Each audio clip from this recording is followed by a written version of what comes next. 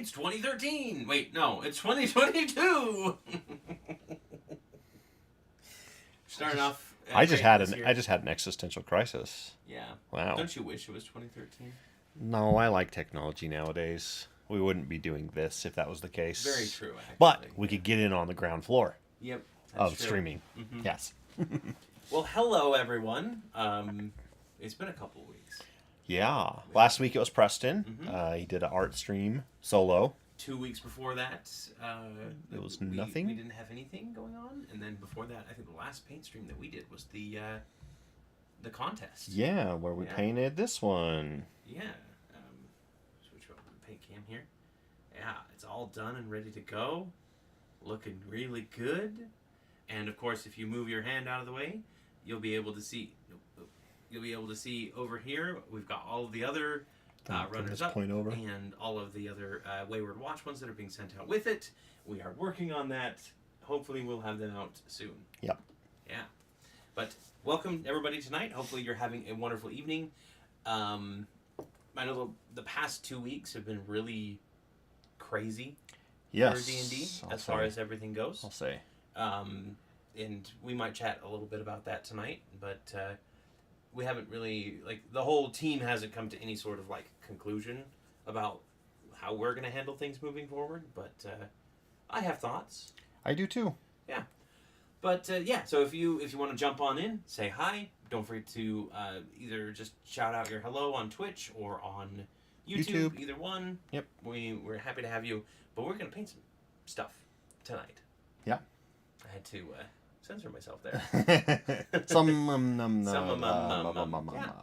So, Scott, you specifically said that you wanted to paint a few things based on the game that you're going to be running next Saturday. Yes. For us. Yes. Our potential monsters that we might run into. This is a good excuse for me to actually get some stuff done for that game. So, what do you got for us tonight? Well, I got a couple options. Spoilers for me, I suppose. But... Yeah, you'll forget by then. Yep. Casey, thank you. Welcome. Nice to see you. No, I mean, you'll forget by then. Okay. You got the flashy thing? That works better. Yeah. Yeah. So I got a couple options. We got an animated rug. Okay. Some animated broom things. Those are going to be pretty easy. Yeah. The actual rugs. Okay. And then I made a whole bunch of these. Ooh, are these animated armors? They are. Those are really cool looking. So I made that guy. I've got their statue form as well. Very nice. Same with this one. Very cool. And then there was one other one that I had a request for, just because I like it, and that is this really cool infested bear. Do you remember where the bear is from? So I don't know who made it, but it's supposed to be a cave bear. Okay. And for the Underdark. Mm-hmm. But I like the idea that this one's got a bunch of mushrooms and yeah, it's definitely it's got some health problems. Yeah, it does. It's got some asthma. Yep. A little bronchitis. Oh, is that all? Some skin conditions. Yeah, a rash. A little bit, just a little rash. Yeah. The bear is a little rash, yes. Yes, he is. Yeah, so I got some options to pick from here. Very cool. Some of these will be really, really quick and easy to paint. Others be a little more detailed. I mean, I guess just get started on one. Okay. I think I want to get started on this guy because I really like it.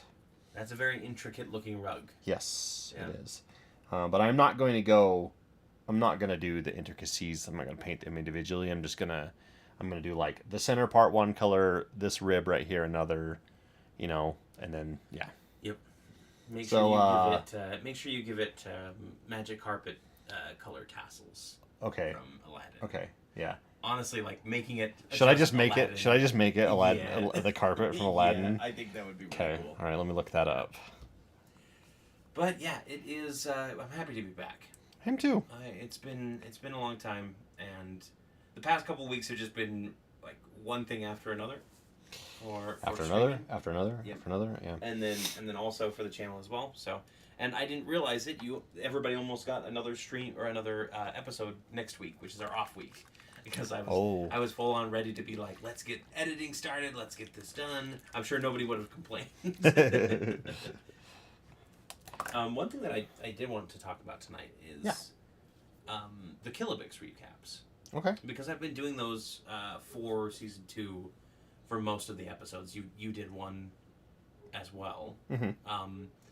And I stopped doing them for the last couple episodes. Yeah. The last 2 I didn't do a recap for. Now, part of my justification for that was that Kilobix wouldn't have known what was going on because we literally have him told about it later in our latest episode that we just released. Right. You literally just told him about everything that happened, which means that there wouldn't be a way for him to have sent a letter off but not have known about it. So it would have been confusing continuity-wise. Mm-hmm. But at the same time, it was also partially because there's a lot of work, and I just kind of didn't want to do them. And I feel bad about that actually, but hey, you got to do what you got to do to stay sane. Yeah. Because I would rather have you be excited for like running the game itself and getting that stuff prepped than doing a recap as Kilobix. Yeah, agreed. But yeah, burnout is real no matter who you are, and I thought it sounded like you said "burn out Israel," and I was no, like, what? That is No. quite the no. that is quite the thing. Bosco, welcome. Hi, Kilobix is just Bosco. an omniscient psychic oracle. He knows all, and I didn't want to make him that way. That was another part of it. Is like I kind of want it to feel a little bit more natural than just like I know everything that's going in the on. world. Yeah. Yeah. So I don't know what I'm gonna do. I might I have to see. I guess I got 2 weeks that I can do the next recap, so I got a little bit more time to deal with it, which is nice. Mm-hmm. But yeah, we will definitely see how everything goes. Yeah, it's not the recording part. The recording part's actually pretty easy. Mm-hmm. The recording and stuff. It's the getting all the text in and getting the transitions done, and we've simplified it compared to what it used to be, obviously. Yeah, but it's still it still is a decent amount of work. Yeah. Yeah, I've been enjoying. There's a discussion on the Discord about Kilobix being an evil mastermind that killed Tuscania. I like the I can't remember who said it, but it was the who do you think keeps drawing all those surly people to Salsport? And I'm like, is Kilobix the BBEG for the whole campaign? Yeah, wouldn't that be great? Fan canon, face it, Kilobix is the voice of the DM. Jared, thank you, welcome, waving right back. Hi, Jared. I guess I can actually wave. I don't have to say wave. Yeah. Wave. Wave motion. Definitely not a lizard person or robot. But yeah, I don't know. Maybe I'll do the recaps again. I don't know. Maybe someday. I don't know. Like, I guess I want to look at the analytics of how many people skip to. I don't know if we can go that deep on it. Yeah. But. Also, one thing that I have stopped doing that nobody's commented on except for you, and I kind of just went, well, nobody really cares, is the chapters. I stopped doing the chapters on the videos. Oh, yeah? And yeah, I haven't done one for the past 4 videos, and I haven't gone back and updated any of them. So if people do like the chapter markers, let me know, but yell at him. They weren't really helpful markers. I think they're I think they're kind of convenient because it helps to be like, where did I leave off? Oh crap, I forgot the timestamp. So now I can go, well, I was in combat, so I know that I can go to the combat section at least. Show me your emojis. Is that no, that's a gang sign. That's bad. Wow, Cory. Demonetize. Oh, I did this opposite of what I should. That's okay. He'll be reverse. Yeah, reverse carpet. You could always do them as a side playlist on the Aneria channel, like a recap on the side, just as I get through them. Yeah, it could be. I don't know. Again, it's a lot of time to sit there and write it out, record it, edit it, put it up, that kind of thing. Honestly, I'm just being lazy, and I just need to get back into it, and it won't be so bad. Make it your resolution, because you're doing really good on your other one.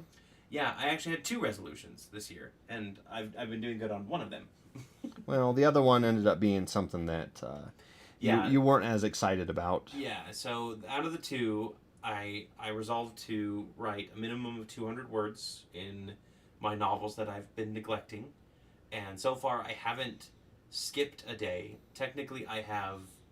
You have one day that you missed, but you did yeah. like quadruple the amount of words Exactly. the next day. And a couple days have been like 1 o'clock in the morning. Technically, I go, oh yeah, but I consider a day to me to be from when I wake up to when I go to bed. Yeah, right. Not the actual time. Not the actual time frame. So I've been good on that one, and I'm up to about 100 pages. I don't know how many words, but it's got to be like 40,000, if not more. You have it up here because I know you. I don't know. You have to check and see if I've got it in the browser. Yeah, we'll take a look.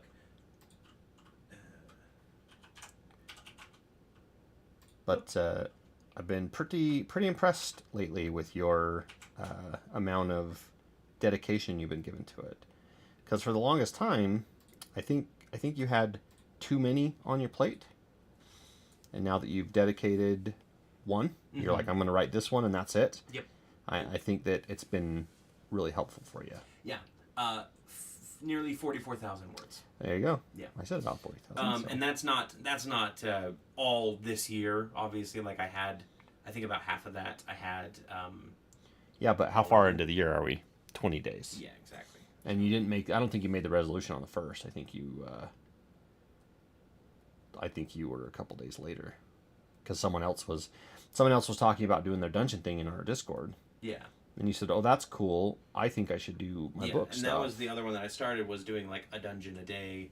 A dungeon room a day for a mega dungeon. And it's a real, like, I came up with a really cool concept for a dungeon and like the first area for it, and then I started like getting into it, and it was a lot more difficult and a lot less fun than I thought it was. Yeah. Like just like limiting myself to building one a day and not being able to like expand it as I needed to.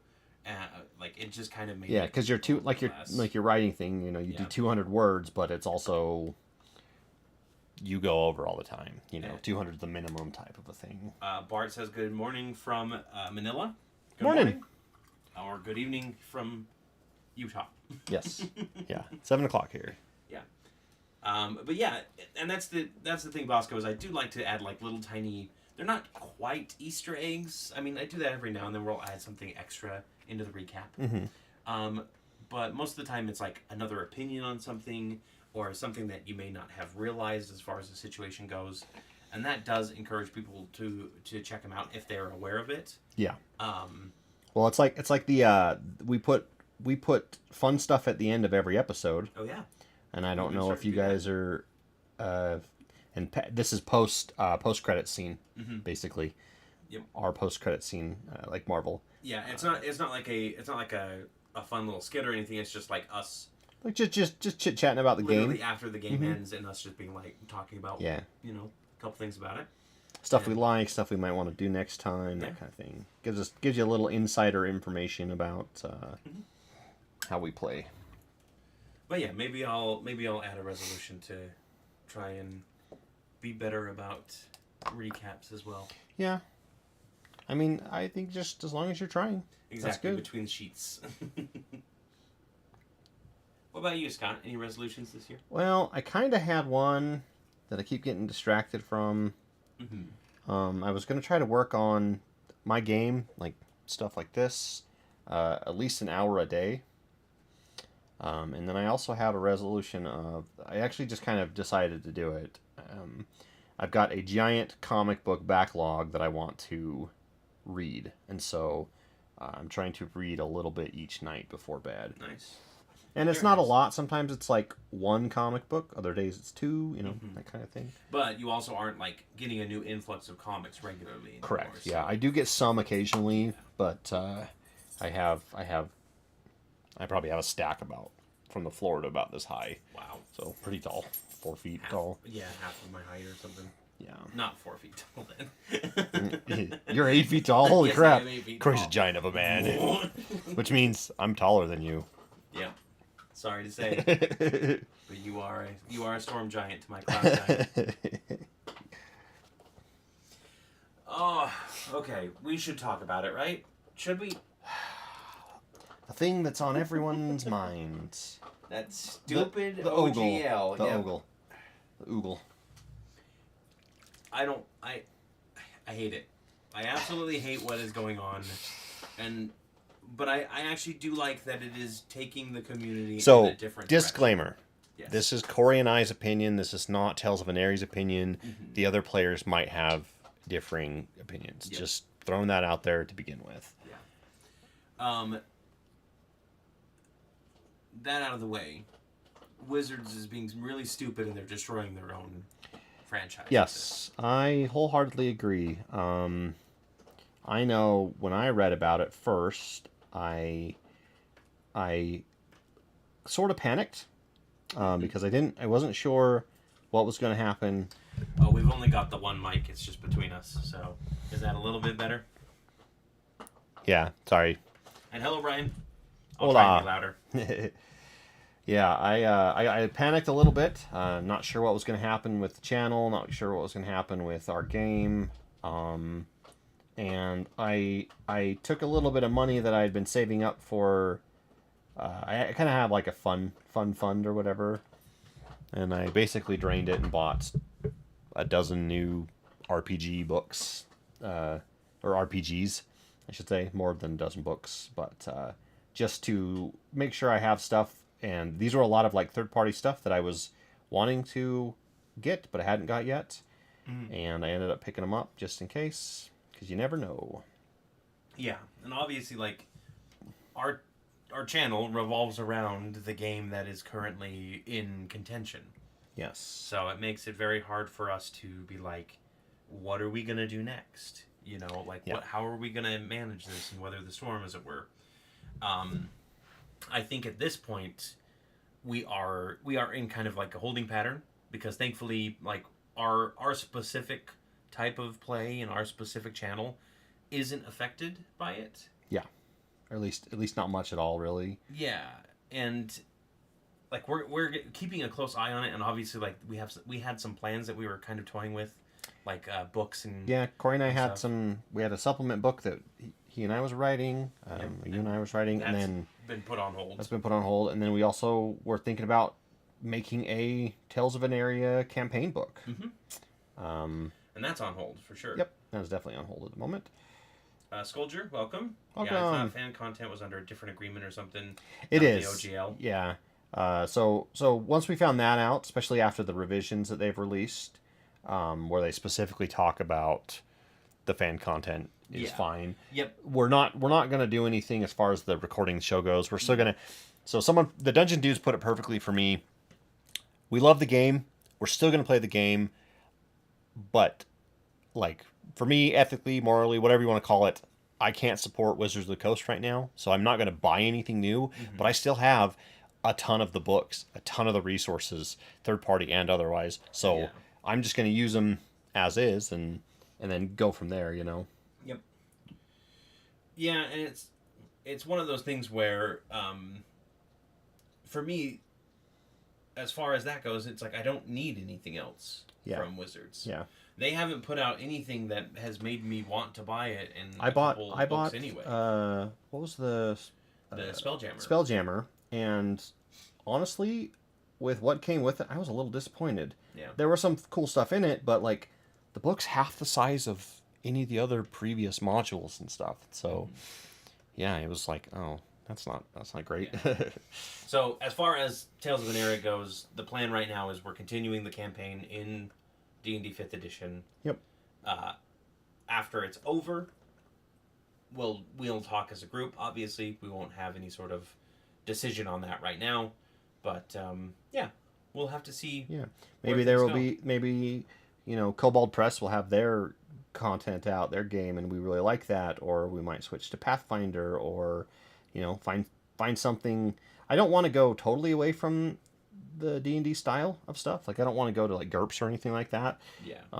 Or like a 2d6 system. I feel like the D20 is, you just have to have it. Mm-hmm. For me, it doesn't feel like tabletop role playing without that. Yeah. If I'm playing a totally different system, I'm usually playing with different people, and it's usually like sci-fi or superhero or modern or cyberpunk or something like that. Needless to say, you aren't migrating to 1D&D. I mean, obviously, we're still like a couple years out from that, or at least a year out from 1D&D, as far as I was aware. Well, and with the way things are going right now, the things that we've read in the 1.2 that they released, the actual draft, yeah. I don't know if I want to, just because it looks like they're trying to monetize the crap out of everything, which means we'll be doing, subscriptions and all kinds of extra stuff just to get regular content for us to use, Yep. Where we have, between Cory and I, we have basically an infinite amount of books and content to use. Yep. Plus, there's hundreds more on the internet that we haven't even touched. Hello, microtransactions. Exactly, Honestly, that yeah. might be something coming in the future, yeah. Yeah. I'm signed up for the playtest whenever Operation Black Flag, for whatever that turns out to be. Me too. That does seem really cool. We both have all the Tome of Beasts from Kobold Press. Yep. You have like the Adventures Guide from them. Yeah, I've got That the stuff the passes, hero yeah. the heroes one as well, and a couple others that I really Potions like. cost 50 USD. A 1-to-1 gold. Ooh. Oh. Ugh. No, Well, thank one you. of the things in the latest thing where they're talking about like the VTT stuff, where they're talking about how, if you have an animation on your VTT, that's not allowed. Yeah. So if your magic missile or your fireball like streaks across the board and explodes, like we can shut you down for that. And I went, oh, that's kind of shitty, because they want to push theirs, which is based off the Unreal Engine, and like their little like demo stuff has, spell effects and things like that. So basically they're trying to like word it so they can push people out of the market, so only they have that. And it's like, you didn't have to do that. All you had to do was make a good product, make a better product, put more money into it than anyone else. To shut down other products, And you need to make yours better. You could have had it all, but you got greedy and decided to become the BBEG.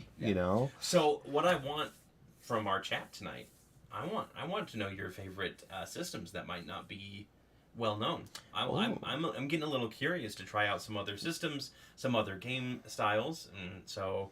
I'm gonna write some down. I'm gonna write them down. Yeah, I want to take a look at some of these. Yeah, and give us some to try. Yeah. And to clarify, we will not be reducing how much we play Tales of Aneria for a new system. So you only have to rage twice per day. Save it for battle. The Deep Magic book I have is sick. Over 700 spells.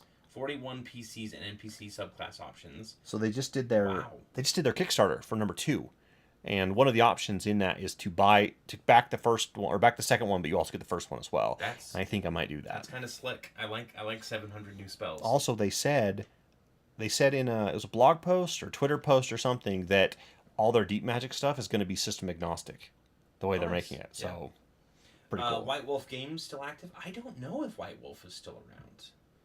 I thought so. Is there a Harry Potter RPG? No, Jared, no. We talked about this. And yes, there is, but yeah, no, is. thank you. Absolutely, there is. I prefer Real Wizards. The meme from the Real Wizards. It's Wizard Hat and Robe, and then the Real Wizards, and then it's Radagast with his yes, shit hair. Perfection. But yeah, I mean, I'm very curious to try out Pathfinder. I've played a little bit on a video game, and I liked the system. Mm-hmm. I hear second edition is really cool, so I want to give that a try. Yeah, just looking through it, it looks pretty similar to 5th. Yeah. Also, you got a bunch of the Starfinder books as well. Oh yeah, I'm so excited for that. Which is awesome. I've been wanting to buy it for a long time, and I kind of just pulled the trigger and bought all of the core books. I didn't buy the Adventures, though, but I bought all the core books. Did you get 25% off on Pathfinder? No, he didn't. He bought the book right before they did that. Yep. But I did buy the starter set with 25% off. Nice, very nice. So I'm excited for that. That's coming in. I want to read through that. I want to read through that and read through the adventure in that. So, Eldritch Blast. Throw a drink in someone's face from 60 feet away. Do cold damage on a con save or be poisoned. Oh, is that from the book? That's is that from the Deep Magic? Yeah. Oh, I love it. Do not recite the Deep Magics to me, Brian. We weren't there when it was written. No, we weren't, actually. No, not at all. I want to get this book now. Yeah. I actually picked up the Creature Codex recently. Yeah. Because we got the 3rd Tome of Beasts, and there was some really good stuff in there, and then they started referencing the Creature Codex like they do in all their books. I was like, I've never picked that up. So I went on to Amazon and I used a gift card to buy it. And nice. I'm very happy with it. I mean, obviously, right now I'm not happy with much to do with 5th edition because it's like how much, but I will still support all of the third-party content that came out before and support those creators. Yep. And I'll still buy it as long as it's available. Have Tome of Beast 2 but haven't cracked it yet. I think Tome of Beast 2 is... I think it might be my favorite. Actually, 3 is really good. Like the new they're all pretty good. Yeah, there's a lot of one you could kind of tell like they were like getting their footing, and there's a lot of good stuff in there. But you can definitely tell it's different from 2 and 3 as far as like quality goes and uniqueness. I think the monsters in 2 and 3 are so much more unique and just so freaking crazy. Yeah. I saw what horrendous stuff they did to your Starfinder book, Scott. My condolences. Oh yeah, I did get that cleared up. Thank you for checking. He's in recovery. It's good. What are we painting? We are painting a animated rug. Animated rug. Smothering. Rug of smothering. Rug of smothering is what it's called. Yeah. We're painting it with familiar colors, but in an opposite direction. So. Yeah, I was supposed to do blue on the inside, purple on the outside. But you know what? We're just winging it. Yeah, just wing it.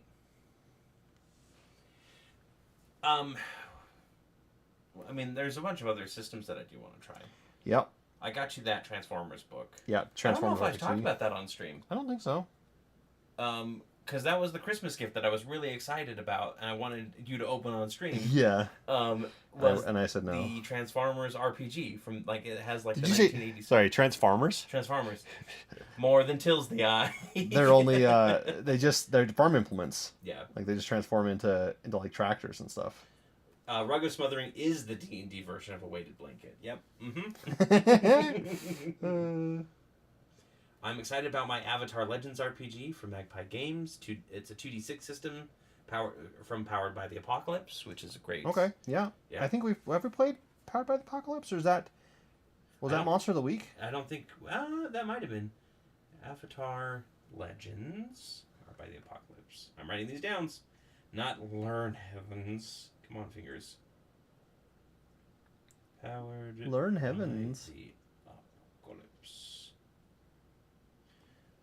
You're going to get a chat later that just has all of these, because that's how I'm writing them down. Yeah, I'm interested to see. Whenever I hear Avatar, I always have to be like, okay, which one are they talking about? Are they talking blue or Aang? Yeah. But this one is specifically Aang. Totally blue or just blue forehead? Yep. Got back to the Kickstarter and got the Mega Haul. Oh, I love getting a Mega Haul from Kickstarter. Yeah. It's so expensive, but it is so nice to be like, yeah, I spent a lot of money on this. Zombicide just came out with. They did their Kickstarter for Marvel Zombies. Oh yeah. And I went all in.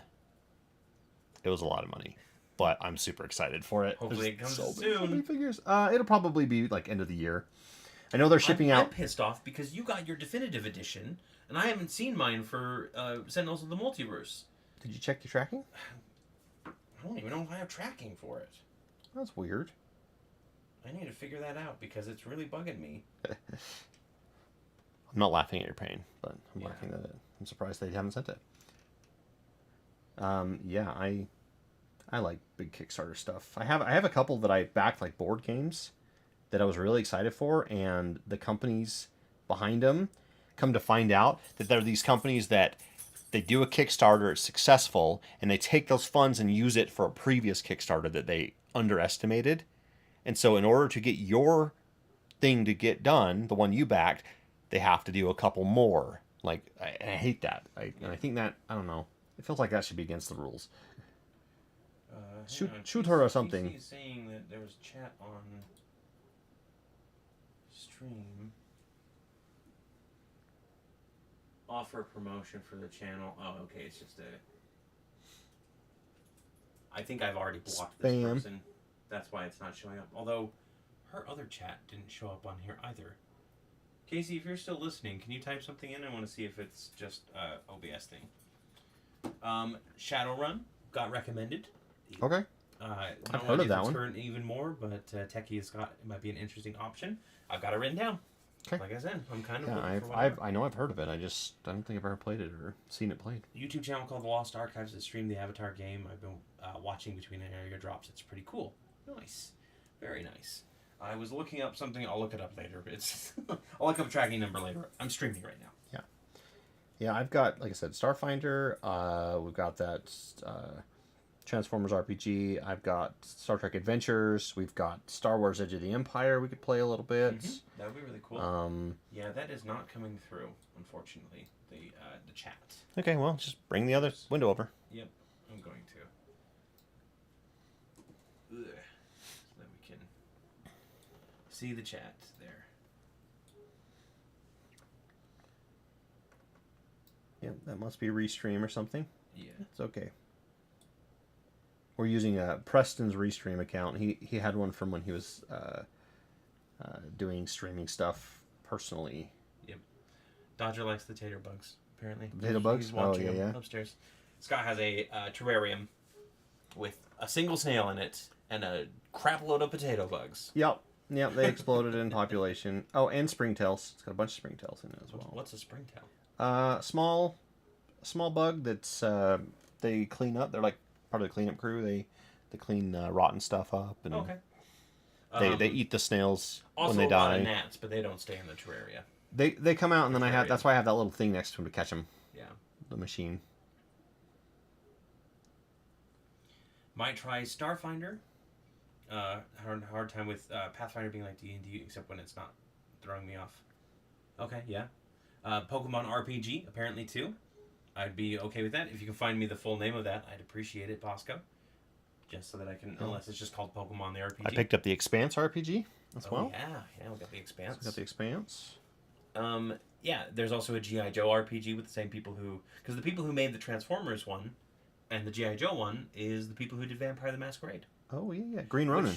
Yeah. Oh, No, is that Green Ronin? I think it's Green. No. Green Ronin is Mutants and Masterminds. Oh, yeah. Well, they also did some others, though. I got Fantasy Age.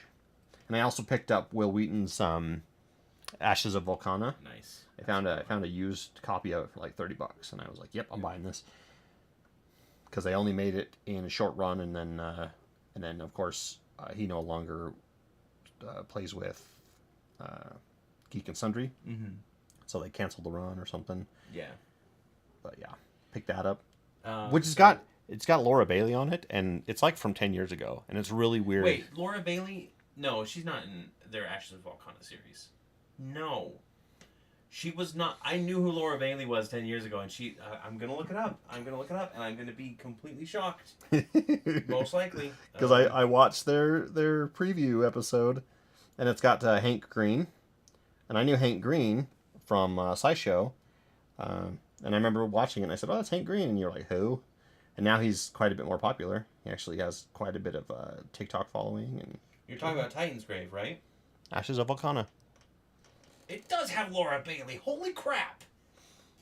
I didn't realize that was Hank Green either. That's... crap.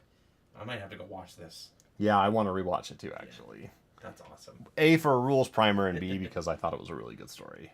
For Shadowrun, Scoldger says, it's where magic intrudes on a postmodern civil war, dragons running mega corporations, etc., so advanced cybernetics implants plus hermetic mages and shamans against the corporations. That's awesome. Down with corpos. Yeah.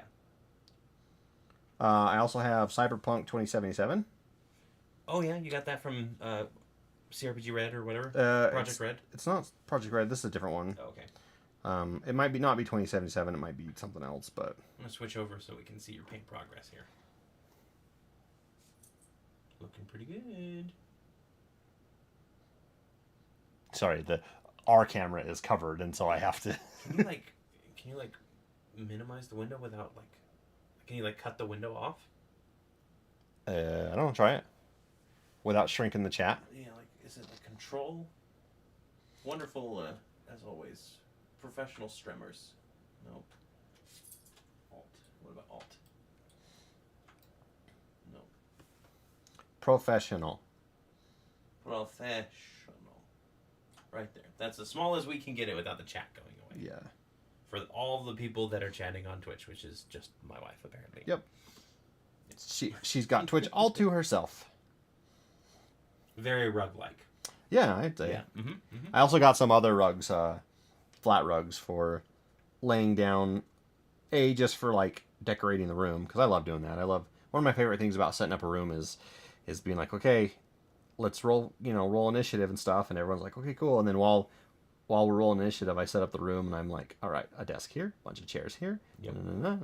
because I really like using the environment in my combats. It's true, and we might be seeing a little bit more of that sometime in the future.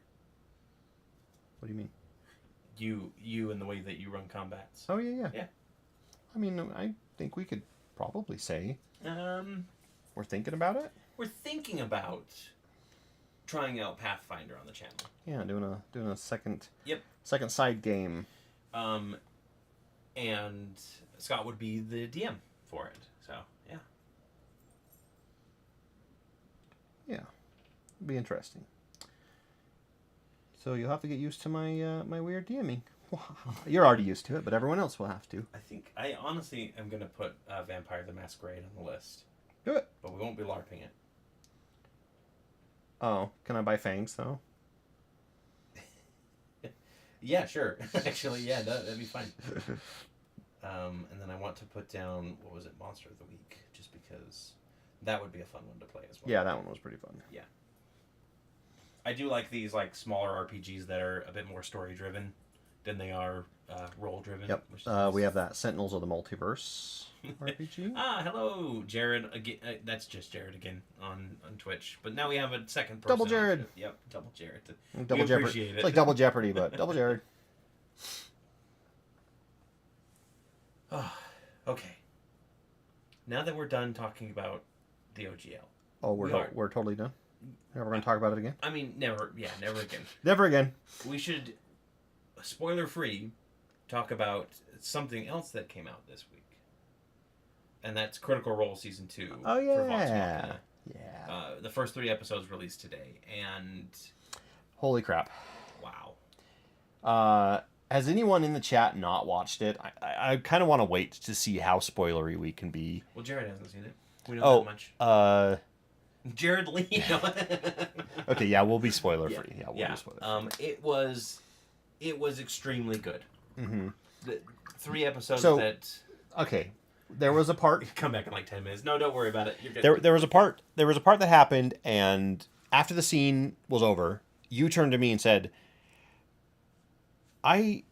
you said something like, no other show gets me to feel as hard as these guys do. And I don't know if it's just the fact that it comes out on a Friday and I'm usually like exhausted by that point, so I'm more emotional. But that part, I was literally sitting there like nearly choking up because I was like, this is so good. Yeah. This is so good. This is crazy. And you said that and I was like, yep. Right there. Yep, Hey. I'm right there with you, man. Holy crap. Yes, Sculpture, Season 2 on Amazon. Yeah, it's fantastic. First 3 episodes are out today. Mm-hmm. And, like... Free plug, I guess. Yeah, yep, free plug. for all 8 people watching. You know, Critical Role only survives because of us. Hey, I fully believe that somehow Matt Mercer has bugged this house because Cory and I will have stuff written down for over a year, and then we'll watch Critical Role episode, and Matt will do the exact same thing, and we'll both be like, damn it. Now we can't do it because... It's just a matter of concurrent evolution or whatever it's called. Yeah. Right? Yeah. We're both evolving our stories along the That's same the same line. thing, yeah.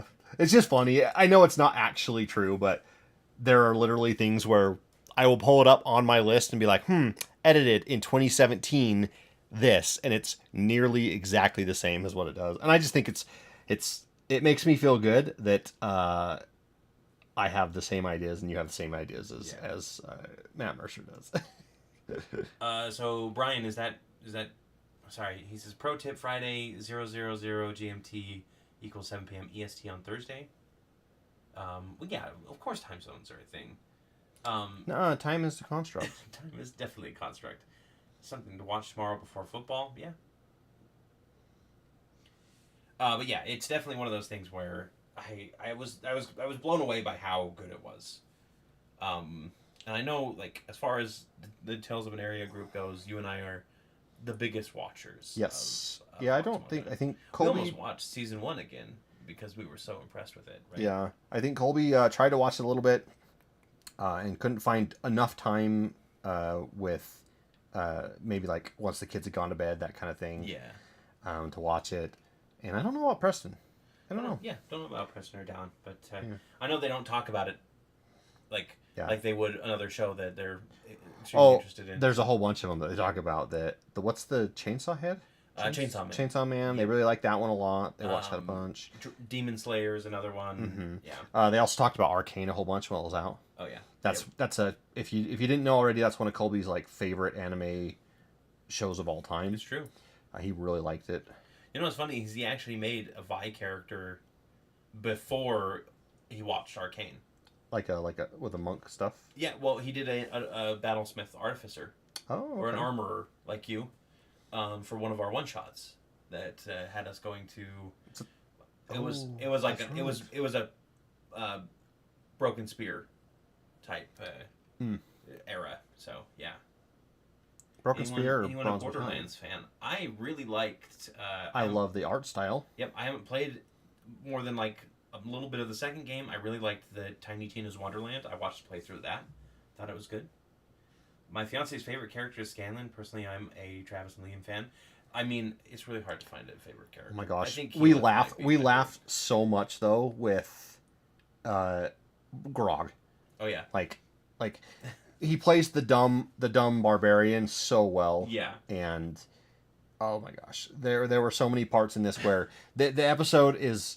There's some jokes and stuff, and Cory and I are like, hey, that's kind of nice. And then all of a sudden Grog says something, we just bust up. Yeah. I was like, oh my gosh. Yeah, he does really good. Did he say bidet?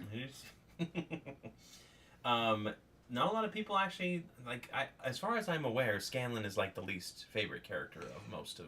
Yeah, most I think he's a little abrasive for most people. Yeah. Just finally found the last loot die in my Tiny Tina's run through. Congratulations. I don't know what that is, but good on you. Or bad if it's bad. So, Tiny Tina's Wonderland is a Borderlands. No, I know what that is. I know what that is. Sorry, I don't know what the loot die is. Okay. Skipping ahead then. Okay. In case anybody else is lost, it's Scott's fault now. But there's these D20s that you can find on the map, and they give you like loot drops. And you have to, you can find them all for... They're Riddler trophies. And stuff. Yeah, they're like Riddler trophies.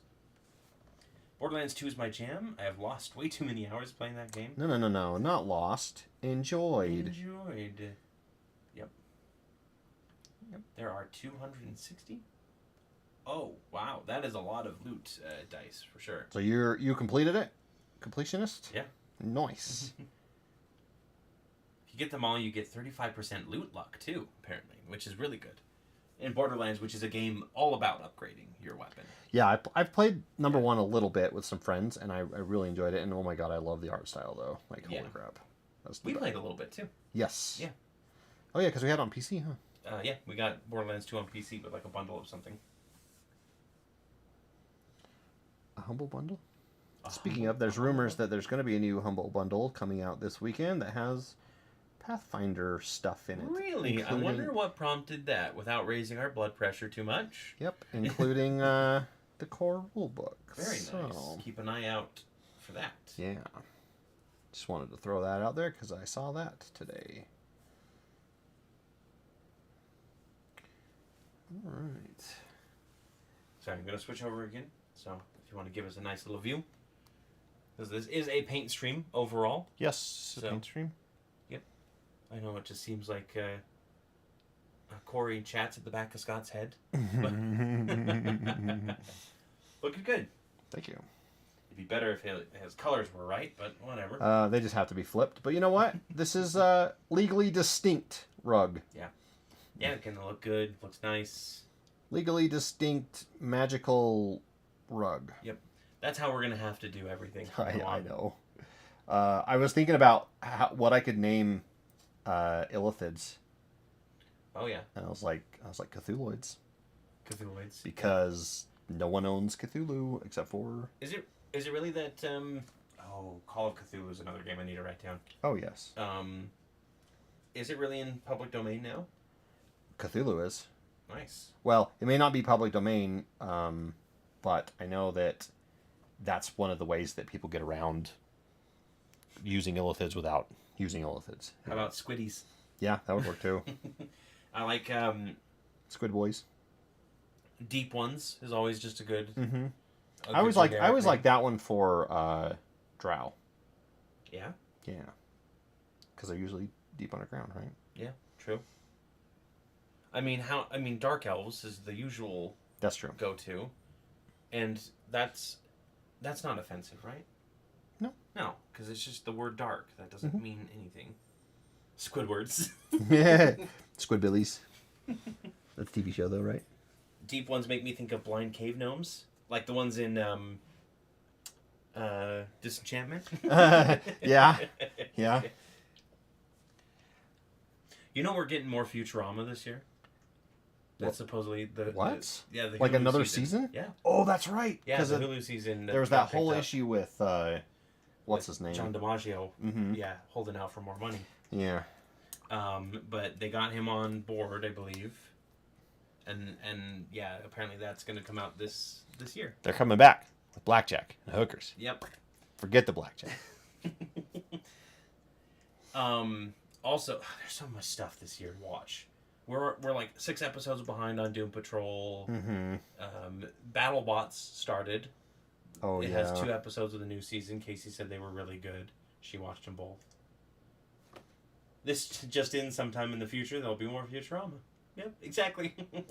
I mean, as far as like Cutting edge my news as here. far as my life goes, there's always more Futurama. Yeah. What am I? Wait. What happened over here? Hang on. No worries. Stream break. Stream break. No, the stream didn't break. My brain broke for a moment there. Oh, okay. But we're good. That's normal. It's Friday. Yeah. You've used all of your brain juice up for the week. Yeah. It was actually a nice Friday for me, though. Thursdays. I worked Thursdays. off. Yeah, that's true. Thursdays are like you get brain drain, Yeah. and then Fridays you're like, oh, what do I do? Okay, he's done, right? The rug is done. Yeah. Let me see it. Let's take a look. There we go. 1 completed animated rug Mm-hmm. in 48 minutes of paint time. Yeah, it's kind of sloppy. I know. No, I mean like the paint job's kind of No, sloppy. it I looks could great. have taken longer, but Yeah. I just want to get this done. Mm-hmm. To me, I'm trying to go off of a new philosophy of done is better than perfect. Yeah. Um. And then if you really want to dig into something, you can, but most of the stuff is just going to be like, Yep. yeah. Like these kind of things, like the rugs, they're just going to be thrown on the table, and they're just visual aid to see, like, oh, hey, there's something cool on the ground, Yep. you know. So yeah. But What is the big purple miniature that is in the shelf right over Scott's chair or by the door on the shelf itself? Just curious. Scott, let's see.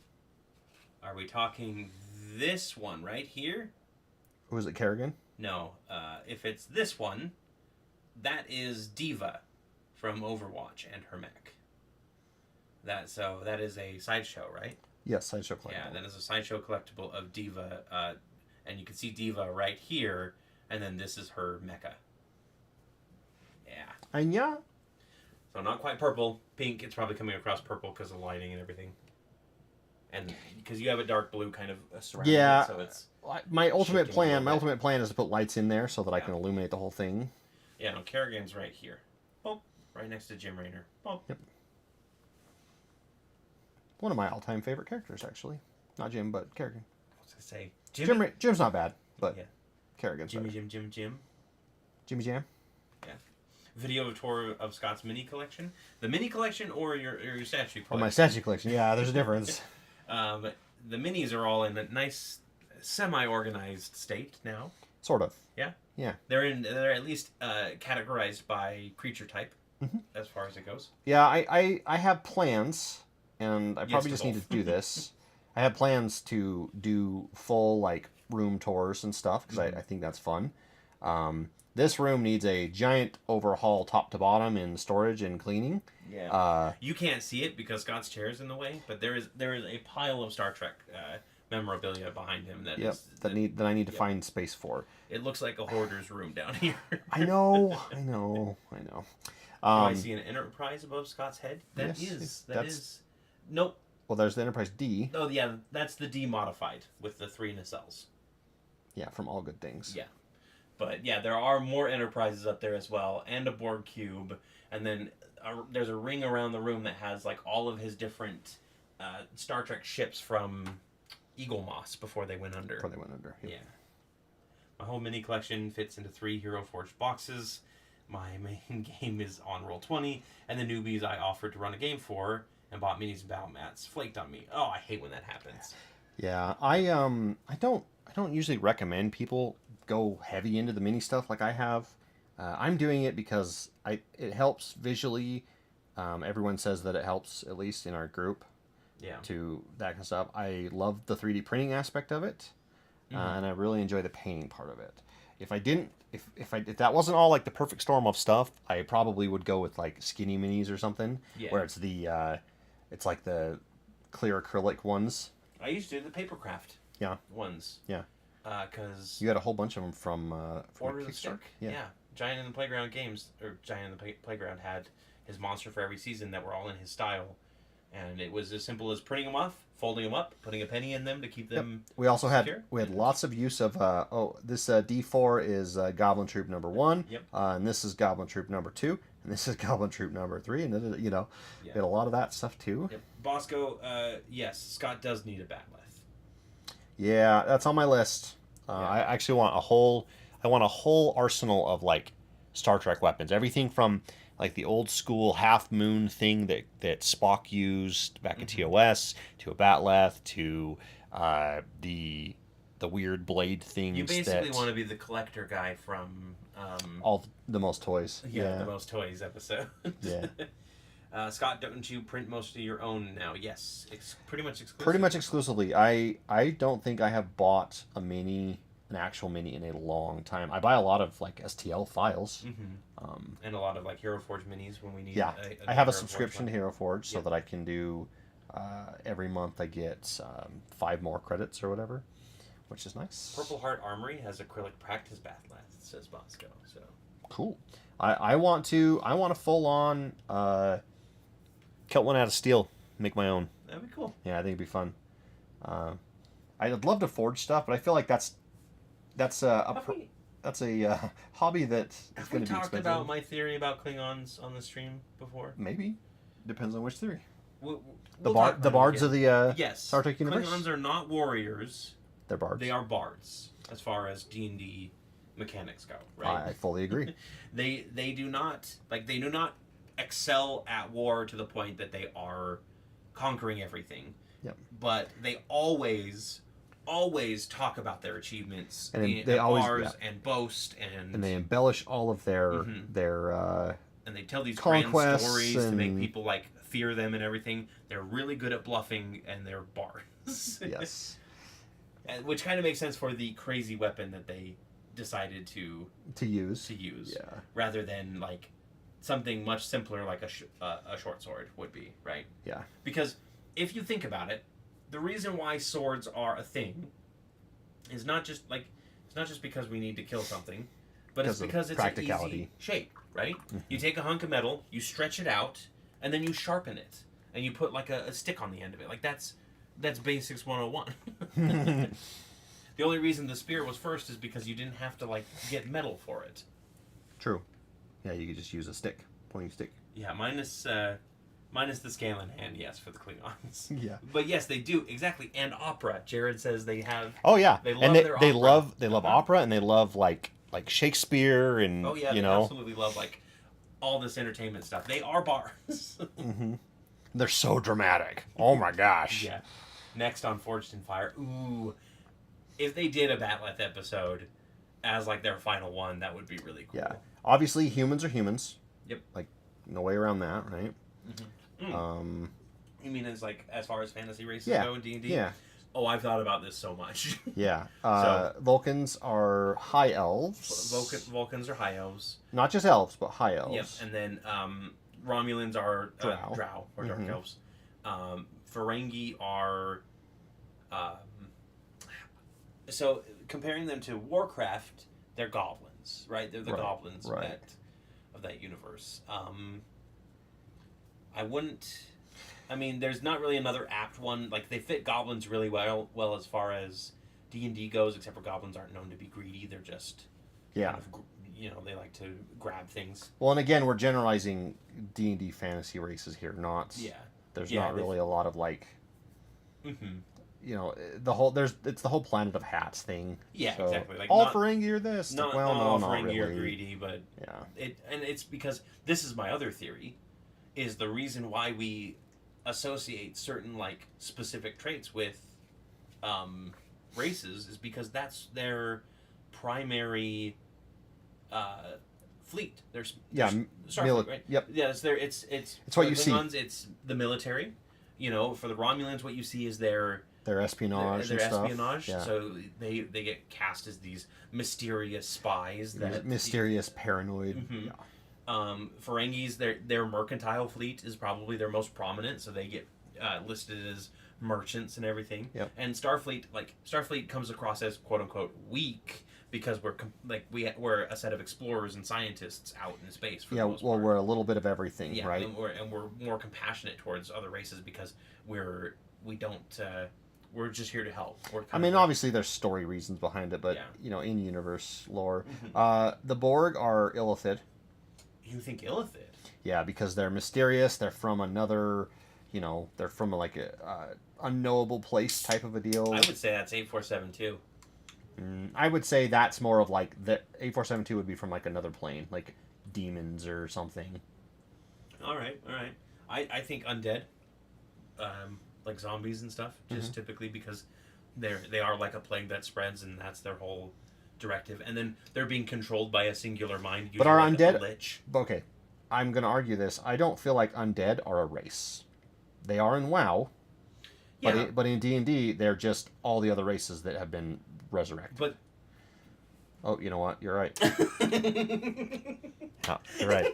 Yeah. It's just all the other races that have been have been taken over. I take that back. Yep, I take it back. My bad. Data's a Warforged, Bosco. Data's a Warforged. Oh yeah, for sure. Obviously, like Klingons or orcs. Yeah. Like, the closest. They're all but orc again, bards. They're still bards. Yep. Nausicaans I've always associated with like trolls, but again that's kind of the WoW trolls. Yeah. As far as like Nausicaans go in D&D terms, Gith, maybe. Possibly. Yeah. I mean, obviously, there's a lot of overlap. Maybe Orions could be Gith. 7 of 9 Githzerai? is no longer an undead. She is one of the reborn, or like a what's the Ravenloft stuff? A revenant. Yeah. Yeah, she's a revenant, brought back and given sentience again, as it were. So we got Andorians. Andorians are so they're arrogant, prideful. Okay. Obviously cold stuff. Mm-hmm. Dwarves. I would say Tellarites are dwarves. Just they really fit close together, but are dwarves argumentative? Oh, you know what? Because there is a lot of contention between Vulcans and Andorians. Yeah, that makes sense. Dwarves and elves. Yeah. Yeah. Yep. Yeah, it's 7 of 9, but I thought 6 of 9 was more amusing. Okay, I didn't know that was a mistake or an eye waggle joke. One of the Valkyries. Yeah, 7 of 9 could be one of the Valkyries. That's awesome, actually. Somebody give me some fan art of that, please. I wish I could draw. You can. Not good. I wish I could draw better. You draw great. It's okay. I'm not gonna say that you're a friggin' Picasso or a better artist than Picasso. No, this I'm is not. A hot take. I don't think Picasso's a very good artist. Yeah. Pack-Lids are ogres. Yes. Yeah. That is exactly right. You will make us go. Casey. Yep. You are strong. If only someone in your group could draw. Yeah, I know. We get him to draw D&D stuff most of the time, though. Like asking him to draw a specific character from a franchise. You gotta realize we love Preston. He's so busy. Yeah, he is really Every busy. time we're like, hey, can you do something? It's always like, yeah, sure. And then we find out that he says yes because he's so nice. Mm-hmm. And he's already got 4 other literal paying jobs that he's doing at the same time. Yeah. And he still tries to get stuff done for us. I was so proud of him because I asked him if something was possible for a quick recap for this last episode. Yeah. Or not the last episode, 2 episodes ago. And he told me no. Good. And I was like, great, perfect. It wasn't Good. sure. Screw you, Cory. Good. Yeah, exactly. Oops, that was a mistake. There's that new race from Discovery, the one that's like giant sized. Oh yeah, the species 1366 or whatever they call them. Yeah. I like that one. The I'm not comparing it to like a D&D the overlords, race, the Zerg overlords. Yep. The Balthfrouts. Yes, the Balthfrouts. Sorry, yes, Balthfrouts. You got to do stuff that. Is he total freelance, or are they side jobs in addition to full time? So he has a full-time job Mm-hmm. that he works all the time, but he does a lot of like freelance and side work Yeah, as well. for development. And usually they are. He could correct me if I'm wrong, but usually from what I take, they're very like big projects that he'll take on, and it takes him a couple months to get done. And by that time, he's usually just booked all day long. Yep. For sure. Let's see the rugs. Cutting a rug here. Nice. Yep. So I did Scott kind of like a sure light knows how purple. to cut a rug. Are we gonna just do gold trim around it then? Yeah, on I both think of I'm them? just gonna do the same thing as that. Okay. Because I like that. I like that look. I could do something else, but I'll have to pick some colors. Green on this would be kind of cool. Oh yeah. Green there. Purple and then- green. Just to note What- that it's a let's see, villain's lair. Yeah, what goes with blue? Yellow and blue is usually classic, so I'll probably Yeah. do yellow on that. But Mm-hmm. But yeah, I mean, villain's lair. Who said you're going to a villain's lair in the game? What are you talking about, Corey? I felt so bad last session for Scott's game. We made it to a wizard tower, and as we're approaching, like he's describing all of this really cool like stuff, like the grass is all different types of grass, and standard wizard tower Creepy wizard tower stuff. Yeah. fare. And then he says, and then you guys see an explosion come out of one of the windows, and we kind of stand there for a moment, like, huh, and then we just go inside because we're. Well, at first you were like, I think at first you guys were like, maybe we shouldn't be here. Yeah, well, yeah, and it was just kind of one of those things where I was like, huh, I guess the wizards are hard at work. You know, like experiments happen, and we go inside, and there's nobody at the front desk, and there's no like when we ring the bell for like a receptionist at this wizard's tower, that nobody answers, and then they start going up level after level. My character had to go outside after. Doing a character moment thing because they got really sad. They made themselves feel bad. Oh, now I feel bad. Orange and blue, Casey says, would be. Yeah, okay. I'll a pick. good one as well. I got my favorite orange that I'll use. And they start going up, and like after like 2 or 3 levels, there's still not finding anybody. Mm-hmm. And as I'm standing outside, Scott says that there's another explosion that happens, and I go, "Oh, this isn't normal. Yeah. We need to get up in a hurry." And At first they were like, well, it is a wizard's tower. Yeah. Maybe this is just normal for it. Of course. But no, it wasn't normal. The library's on fire, and do we see what was causing it before? I can't No, remember. so you guys got up there, and this will be eventual spoilers, but by the time it's out, you'll all forget about it. Unless you have great memories. You get up there, and you see the vast library, and someone came falling out of the bookshelves right in front of you. A young man, a young half-elf. That's right, and he was. Did he tell us to run, Or or did he ask us for help? I can't remember what he said. I'll have to go rewatch that. I always end up watching the last little bit, and I also write down like where we left off, just so that when we pick it back up, I can be like, okay, here's where you guys are at. Okay, yeah. So it was definitely one of those things where it was like I did not realize that this wizard tower was exploding when it wasn't supposed to. That's okay. Like That's why I did the second one. Yeah. It's, Yep. It's one of those like, usually no. usually the explosions happen at noon, yeah. not at 3 p.m. The blood gets off on the second floor. And the other problem was like it happened again, and my character has like no frame of reference for any of this stuff. Yeah, Corey's So technically, I probably should have been more concerned the first time that it happened. yeah. Oh dear. Yeah, but I was pretty self-involved at that point. I was My character. I was on a Not high. me. I I'm was always I was literally on a high after that game because I wrote a bunch of stuff at the beginning, and it was dream sequences for all of you guys, Yeah. and I got to traumatize all the players. Yeah. In a good way, hopefully. But yeah, I was definitely like rolling high at the end. I was like, yes, I want to keep going. And then like, sorry, we got to get home and relieve our babysitter. And I was like, no, like I want to play more. But it gives me time to spruce up Prep the more. yeah, spruce up the area you guys are going to. Get things ready to go. I.e. rugs. Rugs, yeah. The rug room. The rug room. Welcome to the rug room. Yeah, don't watch out for those rug pulls. Someone's gonna pull the rug on you. Oh, I thought that was like a tadpole that swam in rugs or something. Okay, No. not a bad idea. Okay. Not a bad idea. Bed bugs, bed bug bugs. style. Yep. Rug bugs. And then last night I got to play. Kith. Kith, my lizard folk shaman, not shaman, monk. Monk. And that was really fun. I really enjoyed playing her. Yeah, we were doing a little bit of a side out of the abyss thing. I always feel like because she's a very confrontational character. Yeah. And so in my head, I always am like, I really hope that everybody else isn't just annoyed with how confrontational I'm being with this character, because it's one of those things where it's like, personally, I don't want to be. You're not rude. Confrontational. Yeah. But your character all. is. But the character is very much. It's a hard thing to do. Yeah. Rugrats. Yeah. Stop it. Now, are those rats that live in rugs, or are those rats made out of from rugs? Like when you kill the rug of smothering, it disperses into A bunch of rugrats. A rugrat swarm. Yeah. One of them's name is Chucky.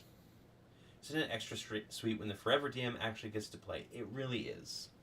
I'm very excited every time that I get a chance to actually play. Yeah. Which is, it's just nice. So my game actually started as a temporary. So we used to have game night with a couple friends, and we would just go back and forth to each other's houses and play board games.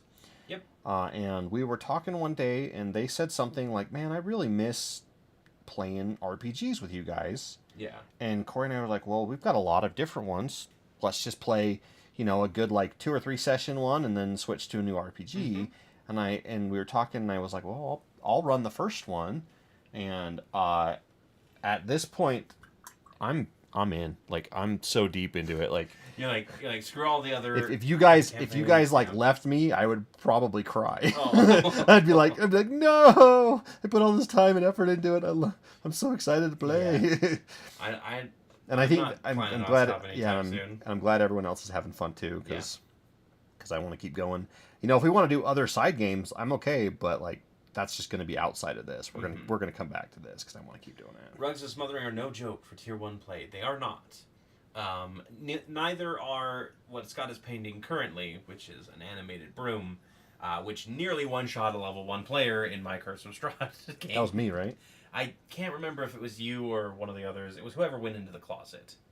But one of you got attacked by the broom and you guys couldn't kill it fast enough, and it basically brought you all down to half health at least. Yeah, that was the Death House in Strahd. Yep. That's why they call it that, right? Yeah. I still feel like I ran Strahd horribly. I don't think so. But I had an idea the other day, because Okay. you always tell me, no, we are not releasing the Strahd game no matter what, We are the not. last bit. I almost want to just edit it down to a 20-minute thing. Cut out a lot of the weird stuff, just do the fun role play, and maybe do a little bit of the combat, right?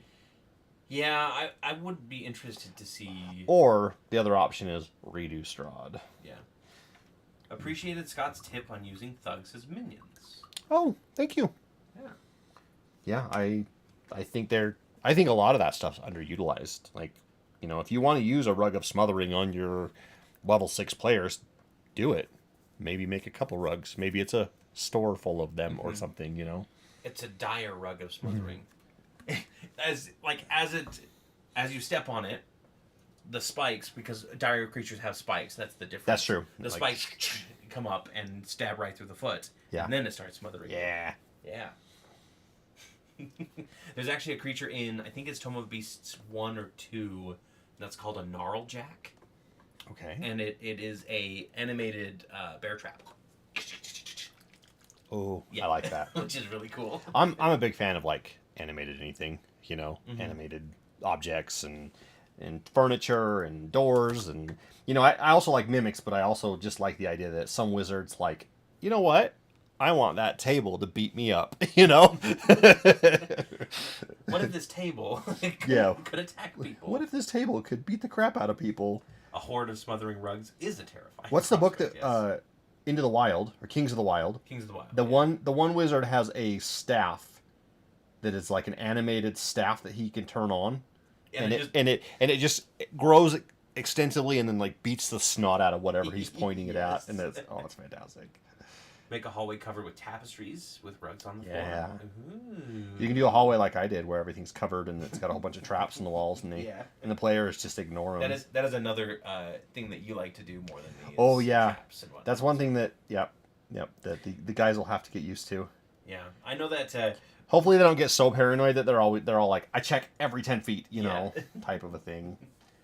I came to this realization with you as we were talking about it, but I am not the type of DM who can handle like killing off a character. Yeah. Yeah, that makes sense. I definitely like I understand you're a very story driven DM. Yeah, and I love that about you. But I'm like, this character has so much backstory left to go, so many storylines left to go, and they don't want the character to die. Yeah. It's very hard for me to like accept character death. I try not to, like, I don't fudge rolls. I don't do it to that point, because especially like at later levels where it's like, no, you can just raise dead. Like that's something that can be done. Well, and you may not fudge rolls, but have you ever like fudged a would this monster still attack this guy? Probably. Yeah. Do I want them to? Thematically, no. I mean, I've even done stuff like that. Mm-hmm. So. Because it always feels like when I kill a player character or a character off, that player just sits around and does nothing, right? Well, and that's always a problem. That's the eventuality that I think all of us as DMs need to be better planned for. Is if a character dies, give them something they can do. Yeah. Give them control of a minion. Give them control of, some NPC. Monster. Be like, hey, you want to play the monster that killed you? Okay, no, I literally saw advice about this, and someone said, I started doing this in my game, and my players play the monsters harder than I do, because they want to attack and injure their fellow players. And I was like, oh, okay. That's why you like the College of Creation bards animate anything to punch your enemies. Exactly. Hey, welcome, Joe. Welcome. Where am I? There it is. Yellow?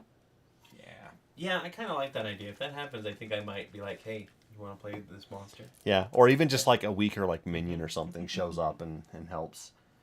It also depends on how long the combat lasts too. If they get killed and it's the monsters, they're the big monster's pretty much dead, then it won't take long to do that. Yeah. But I do understand the whole like waiting around while the players go and resuscitate them or like res them or something.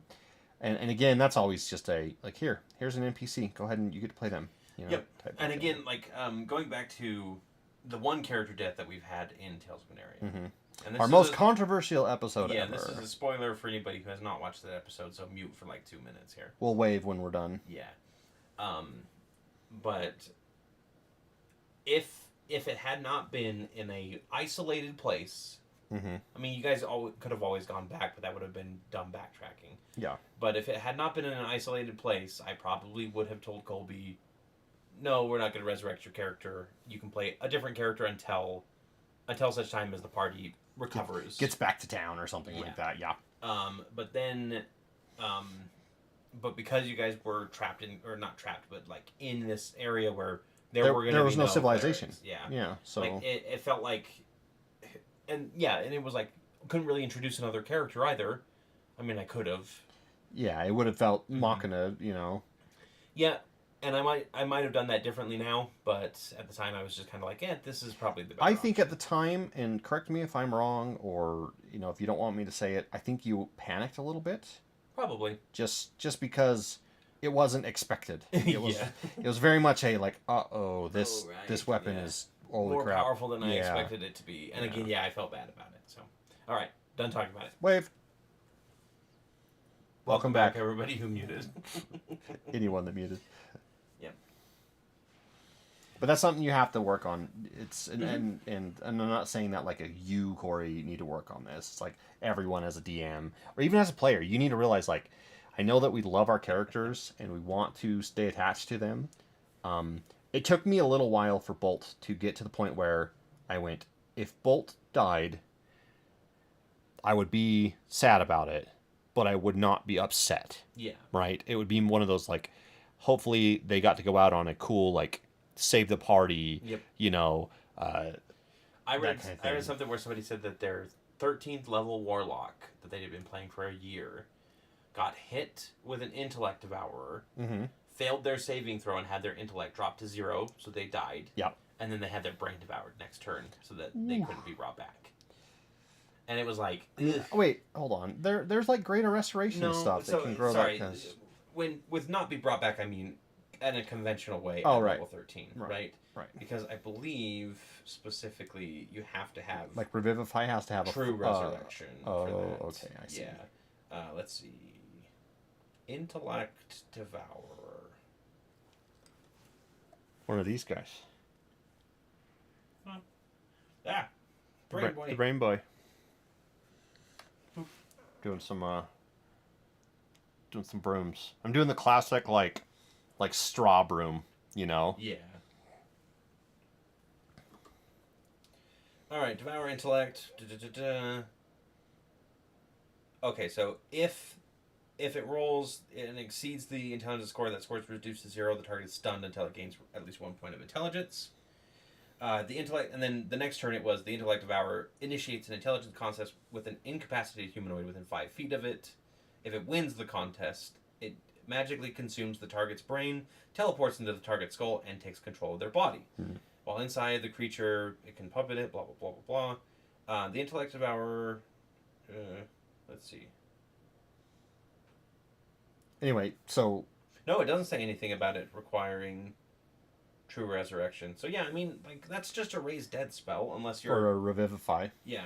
Oh, if it happens within a minute, yeah. You have to kill the Intellect Devourer, Yeah. though. Yeah. Is it a minute? I thought it was 10 minutes. No, it's only 1 minute. Because it takes a minute to cast, doesn't it? Or is it an action? I know I took it on Bolt and I can't remember. It's an action to cast. Okay. Yeah. Doing cabinets tonight, Joe says. Good luck. Ooh, that's actually... Cabinets are actually kind of fun. They can be annoying, but yeah, they're kind of fun. Yes, those are brain dogs. When I was writing one of the most recent episodes, and then we had Intellect Devourers as a potential encounter, I called the area where we encountered them the kennels, because they were very much brain dogs. Cory didn't weigh in on the question of what happens when a warlock takes a bag of holding into the genie vessel. Oh yeah, I've actually been thinking a lot about that. How many... Did you see my response by chance? I did, and I like your response a lot, where it is... Because it doesn't say that it's an extra dimensional space. Yeah, because all the other ones do. And all the other ones specifically say, like, if you put this inside of a bag of holding, it causes an astral portal to open instead. Yeah. So, I don't think it would be an issue for me. Well, Victor went in with his bag of holding. Yeah, he went into the genie vessel with his bag of holding. I need to read what the bag of holding says. What was the full question on that? I went down the route of if a bag of holding goes into the genie vessel, does it cause it? And in my personal ruling, I would say no. But was there extra stuff in the question that I'm missing that I forgot? Because it seemed like a pretty detailed question, and I was like, whoa, okay, cool. I think it was in the All Things D&D chat? Yes, I think so. Or maybe Tales of Aneria episode, or not episode, but general chat. Yeah.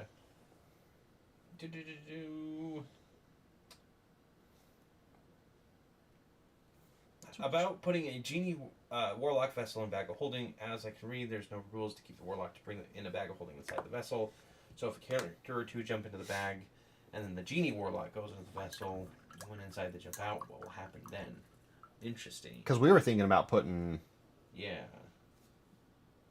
We toyed with the idea of taking Wynn and putting them in the genie vessel if the genie would allow us, and then put that into the bag, because that makes the rings only less than a pound. So here's one thing less of a chance of it. That I always that always kind of makes me go about the bag of holding is you can't just open it as far as you want. Yeah. Right? It's an actual bag size opening. It's an actual bag size opening. So you'd have to reduce. Yeah, so... Actually, even that wouldn't do it, would it? Well, yeah, I mean... Because, like, bolt's about 8... You could fit a halfling in there. Yeah, sure. You could shove it, like, 10 halflings in a bag of holding. And suffocate them out, you know? Wow, that went dark, Corey. Jeez. That's who I am. I'm a dark person. Let's see. You're the dark DM. Yeah, I honestly, I don't think I would mind it. And with the whole bag of holding, like putting them inside the bag of holding, if your DM allows you to jump inside of a bag of holding and then you can get out of the genie's vessel, that's fine. I think that because the genie vessel doesn't technically house the genie spirit, right? It doesn't house the genie patron. It's just part of. It's a genie vacation home. Yeah. Genie's dream house. I dream of Genie's house. I dream of Genie's dream house. So this says, placing a bag of holding inside an extra dimensional space be created by a handy haversack, portable hole, or similar item is instantly destroys both items and opens a gate to the astral plane. So it doesn't it basically doesn't include the full list of items that could be affected. Right. And well, you know the whole reason why that's even in there is because people were cheesing infinite bag space by putting bags of holding inside of bags of holding, and so then the designers went, well, we don't want that. That's not the point of it. Yeah. You know, the spirit of the bag of holding is to only have one of them, not 6 of them, and be able to hold your entire horde, you know, of stuff. So let's see. Pact of the Genie. Genie Vessel. Your patron gifts you a magical vessel that grants you a measure of the genie's power. The vessel is a tiny object, and you can use it as a spellcasting focus for your warlock spells. While you're touching the vessels, you can use it in the following ways. Bottled Respite. As an action, you can magically vanish and enter your vessel, which remains in the space you left. The interior of the vessel is an extra-dimensional space in the shape of a 20-foot radius cylinder 20 feet high and resembles your vessel. So, yeah, it is an extra-dimensional space. So, I think, yeah, they would rule of... That kind of means that every warlock can't have a bag of holding, then. Unless you can just keep things inside the vessel. Then that's your bag of holding. Yeah. Let's see. Let's see what the comments are. Tosh's page 76, the interior of the vessel is an extra dimensional space. Yeah, okay, yep. What? But how much of that, for me, is, we have no other way to describe this other than extra dimensional, you know? Yeah, I think demi-plane would have been another thing, but it is just an extra dimensional space, right? Yeah. Because there is a specific, that is a specific wording that they have. It's not just a catch-all for anything outside of the realm. Right. Because there are other planes of existence that...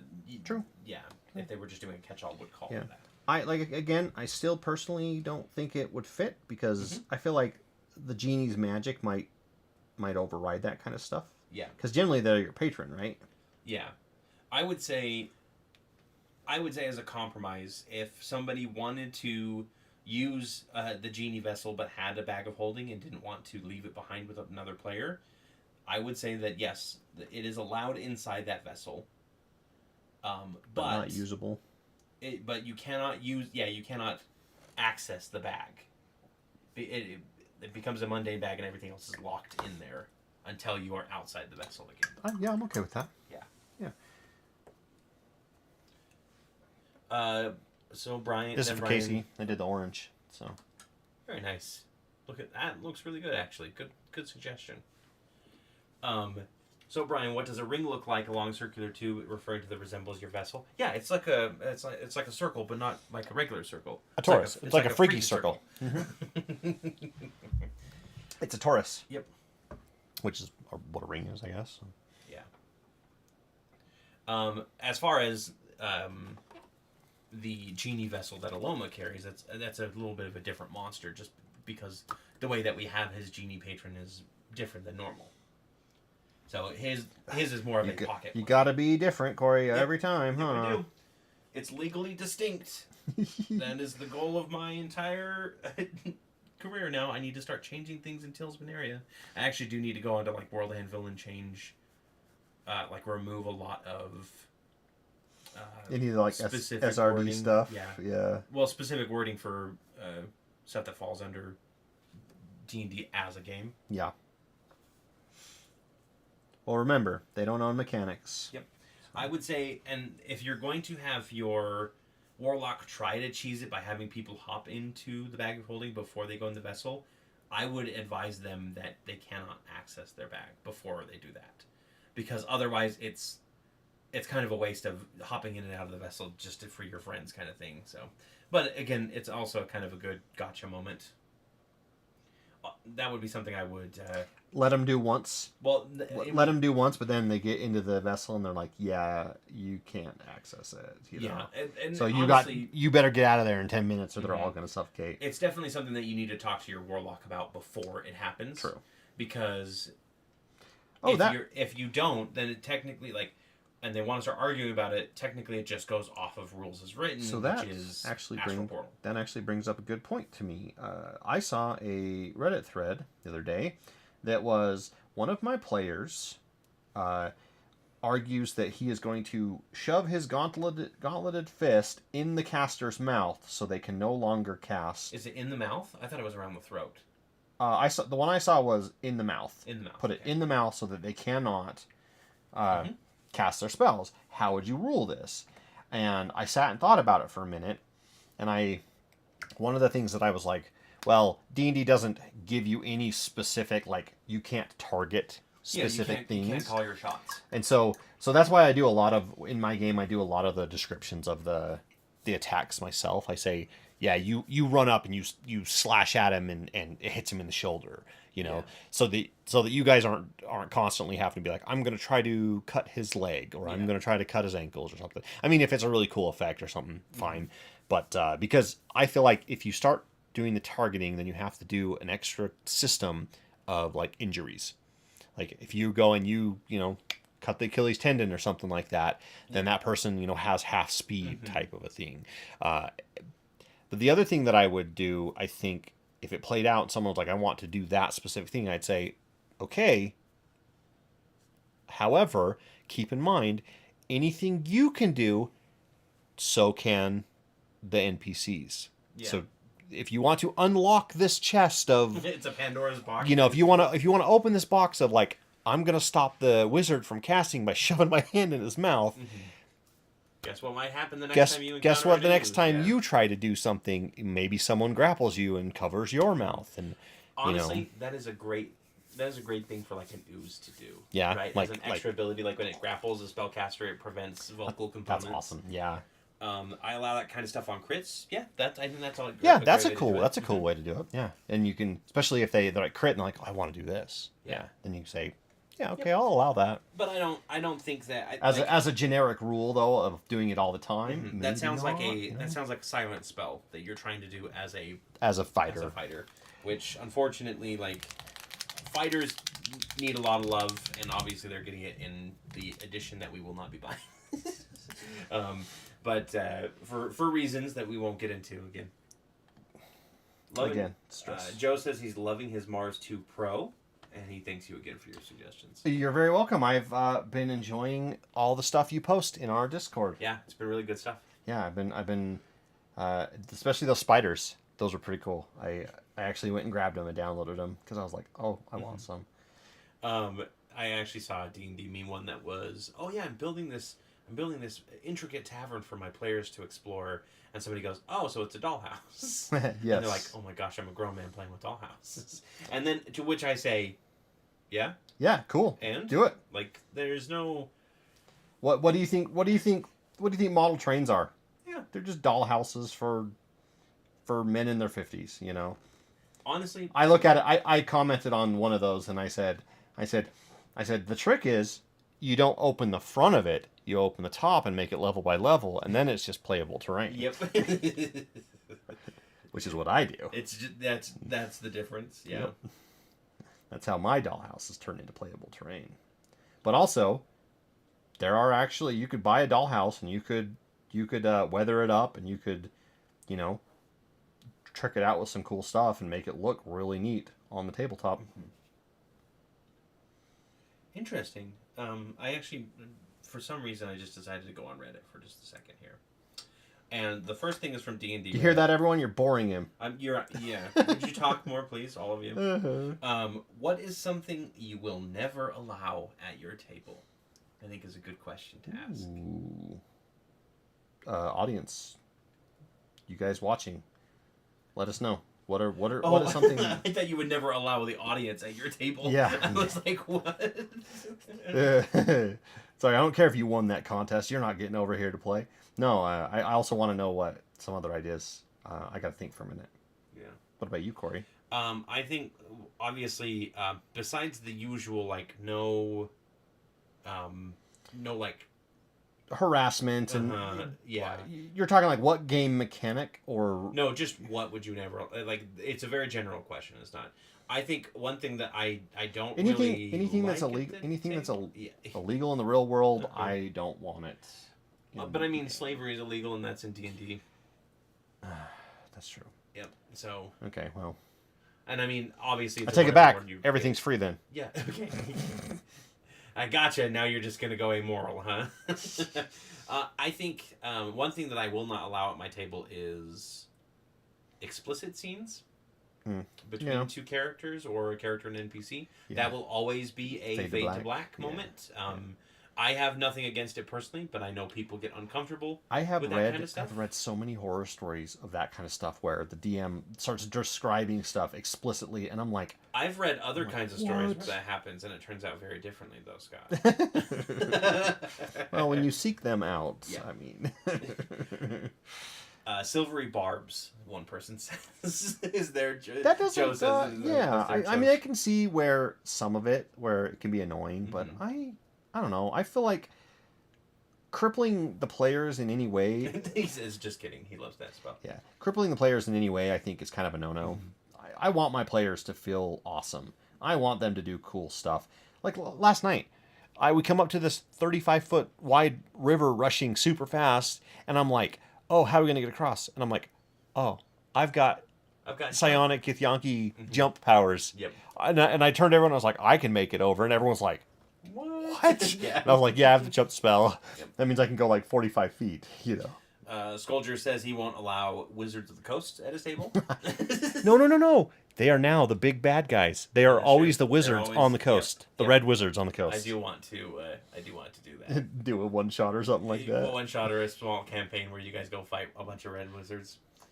Spin down D20s, Bosco says. He won't allow those at his table. Oh, that makes sense because they're not as random. Yep. Yeah. Which, how are they not as random? Can you explain to me how that is not as random? I am probably not smart enough. Probability science? I am not smart enough to figure it out. Like, I understand if they're, like, maybe a little weighted at the bottom so that they're... I think it's less just the distribution of numbers. And when you roll them, because you have 20, 19, 18, 17, 16, 15, all like, on one side, you know, you have a greater chance of that rather than, you know, 50-50 shot of being high or low. Yeah. I love using silvery barbs on my players. Oh, jeez. Yeah, that's a good idea, actually. I need to put counterspelling the healing spell. That's something that happened in our Broken Spear campaign. The party was traveling along, and they were ambushed by bounty hunters that knew that they were coming. Just so you know, check out, here's another model I did. Oh, a headless animated armor. The head's on the base. Oh, okay, cool. Love it. Did you cut that one off yourself? No, I just picked the head stump option. Wait, are these Hero Forge ones? They are, yeah. Oh, I didn't know that you had printed some Hero Forge stuff. Yeah, I did. Nice. Yeah, enemies can cast spells too, for sure. I think, and so anyway, so the party comes up against these bounty hunters that were after, it was actually after Casey's character, trying to, because she was wanted by some, the crime lord that had basically, she'd been sold to and then escaped from. Yeah. Because, you know, slavery. Yeah. and she was a gladiator technically, but that's just a slave. That's just job. a form of it. Yeah. I mean, so's working for a corporation, but True, you yeah. know, But anyway, and down with corpos.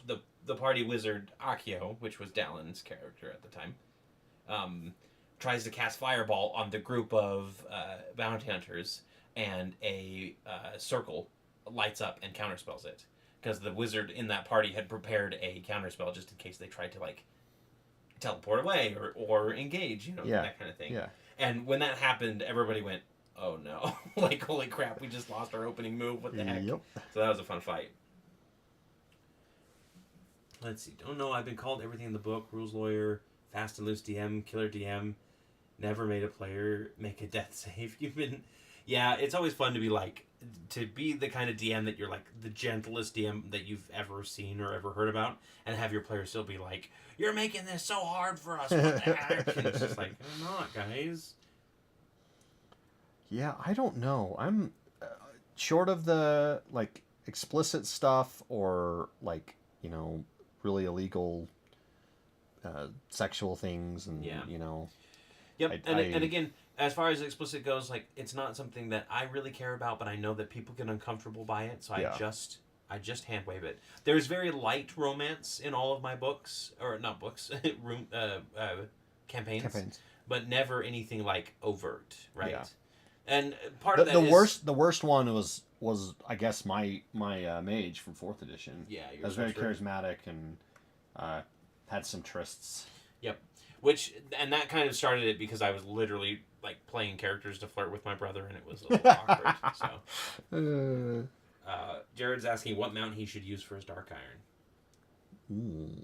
There is a Fell Corehound mount, the 2-headed green. If you have that one, you should use that one. Good. I guess it should be a flying mount, shouldn't it? Yeah. Oops. Any mount's a flying mount if you throw it hard enough. It's true. Yeah, I'm trying to think of like stuff that I obviously when we have a session 0 every time I play, and I like to go over here's the homebrew rules that I want to do, and I also want everyone to tell me like where your limits are, like and we have a lot of parents in the group, so there's a lot of like no torturing children stuff, things like that. Like not that that is something you would do anyway. No, but like. But putting that kind of stuff on the table. So when I put kids in harm's way, like the worst they get is they go shut up, runt, and they like just push them down to the floor or something like that. Yeah, sometimes you need to just be like Saturday morning cartoon villain style, right? Exactly. Where they're not harming kids. They're not they're very much like over the top, but not. I get a lot torturous. Of that. I have had in the past a couple like no sexual assault stuff, which I agree with. Like I don't do that, and I don't want my players to be doing that. Yep. And I would absolutely shut it down long before it got to that point. It would be like, nope, sorry. It'd be like, we're not doing this. It'd be like, get out of my table. Yeah. Yeah. But I don't know. There's really sometimes the racism in game that people do can be a little jarring for me personally. Yeah. I mean the dwarves hate elves thing is fine. But when it's like when they start doing like say the player like starts doing a ton of like slurs or something and it's like nonstop, I would probably want to shut that down pretty quick and be like, no guys, let's not do that. Joe says his second eldest has been saving a wand of magic missile forever in spite of it regaining charges. The BBEG cast shield, and he was quite distraught. Oh, that always bummer. Sucks when you're just like, I don't want to use this magic item because I know that... Just tell your kid to be like me and just forget you have the wand altogether. Exactly, yeah. Just forget you have magic items. And then Brian says that they roll for ability score. 46 drop the lowest. Don't do point buy. Not everyone likes that. That's true. That is something that... and that's something that you need to talk about when you're preparing the game, too, is being like, this is how we're going to do it. Yeah. I know it's not a popular method, but this is the one that I like to do. What the heck? That's my sander. Sorry. I kicked it with my foot, turned it on. At least it wasn't like your Dremel tool. Ah, my toes! Yeah. You're just painting through animated armors now, huh? Yeah. I can see a couple of them finished there. That's really cool. Yeah, I got 4. I'm gonna do a couple in this like gunmetal gray. Yeah. I was thinking about doing some in like this cool like rough iron. Mm-hmm. They got like a weapon bronze that I thought would be neat. Yeah. Because they're just different statues, and we can put them in different places and use them either as just statues or actual animated armor if we ever get to that point. Yeah. Love rolling, but I tell my players they get 1 rolled set of stats, and if it's garbage, I let them use standard array. That's pretty good. That's actually a really good idea. I like that because sometimes I also struggle with the Something buzzing off screen. Ponder. Sorry, go on. You struggle with. All right, fine. Just so I can prove to you.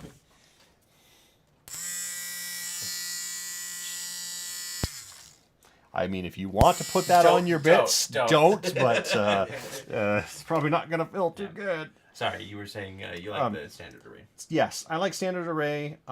Rolling is fine if it's agreed on beforehand and it can be done in person.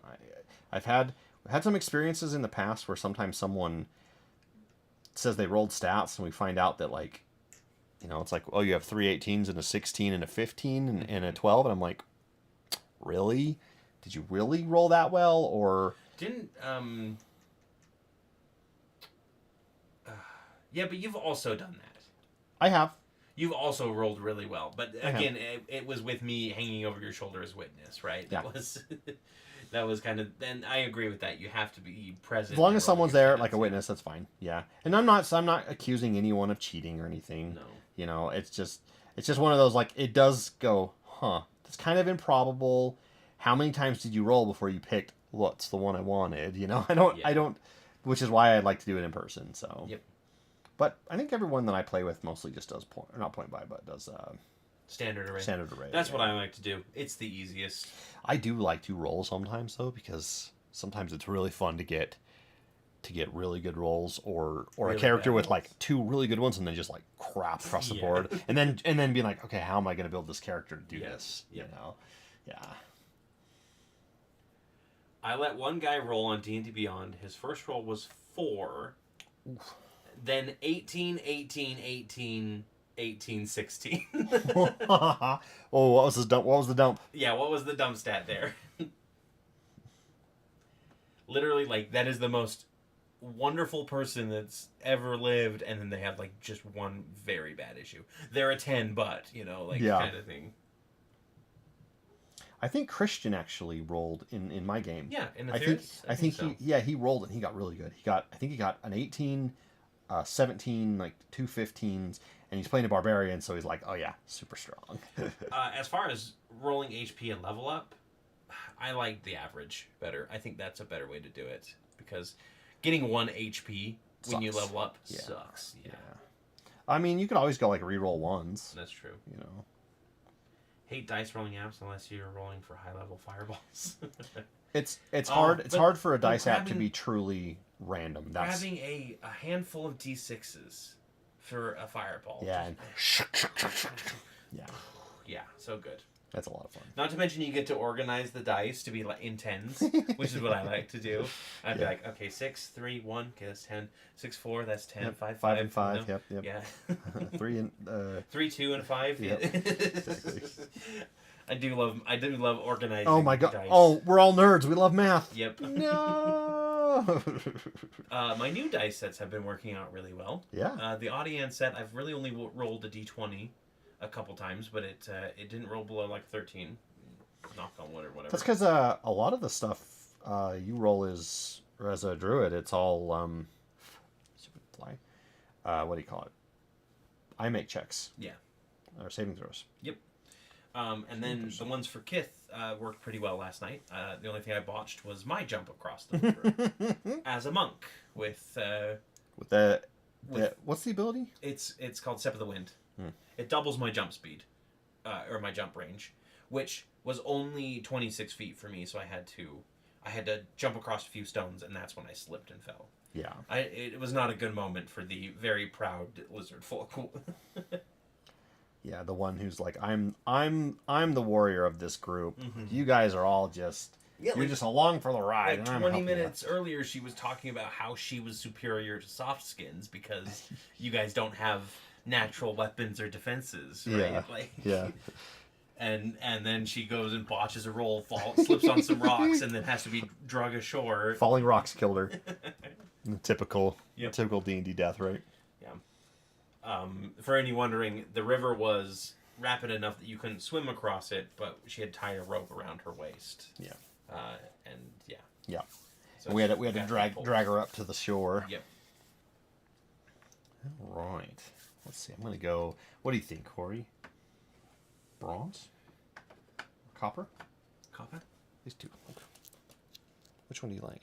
I like the bronze, I think. Okay. Better. Yeah. Bronze it is. Pride cometh before the fall into water. Yeah. I'm making you choose because, if you end up fighting these at some time, I'm going to pick the ones that you chose. Oh, thank you. Perfect. Another vibrating thing off camera. This one is what you think it is. This is exactly what it sounds like. Yep. No running on water yet. No, I'm only level.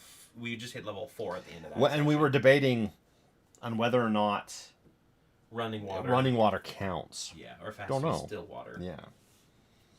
I think rules as written, you can run on any water unless it says specifically. But yeah, like rules as intended, maybe only certain times. Scott needs the mirror image spell so he can paint 4 copies of Bolt. I need that the might mirror. be why he doesn't have the mirror image spell. Yeah, I need the mirror image spell so that I can clone myself. I need clone, right? Isn't that a spell? Oh, can I just clone myself? Yeah, I think he means in game, but yes, in real life as well. Yeah. I have a couple of them printed. What would be Bolt's preferred method? Your preferred No, method I of do death have mirror roll? image.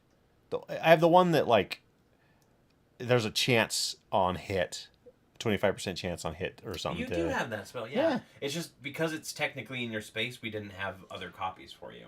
When I played a 4th edition sorcerer, I had a similar spell, but it actually made 4 copies around the battlefield. Yeah. And you could move them independently. And so I had 4 separate figures for my mage. Yeah. They were all different, but they were all just like other sorcerers. They were other wizards, and But that was always fun to pull out and place down. Yeah, if you had your choice for Bolt's character death, what would your character death be?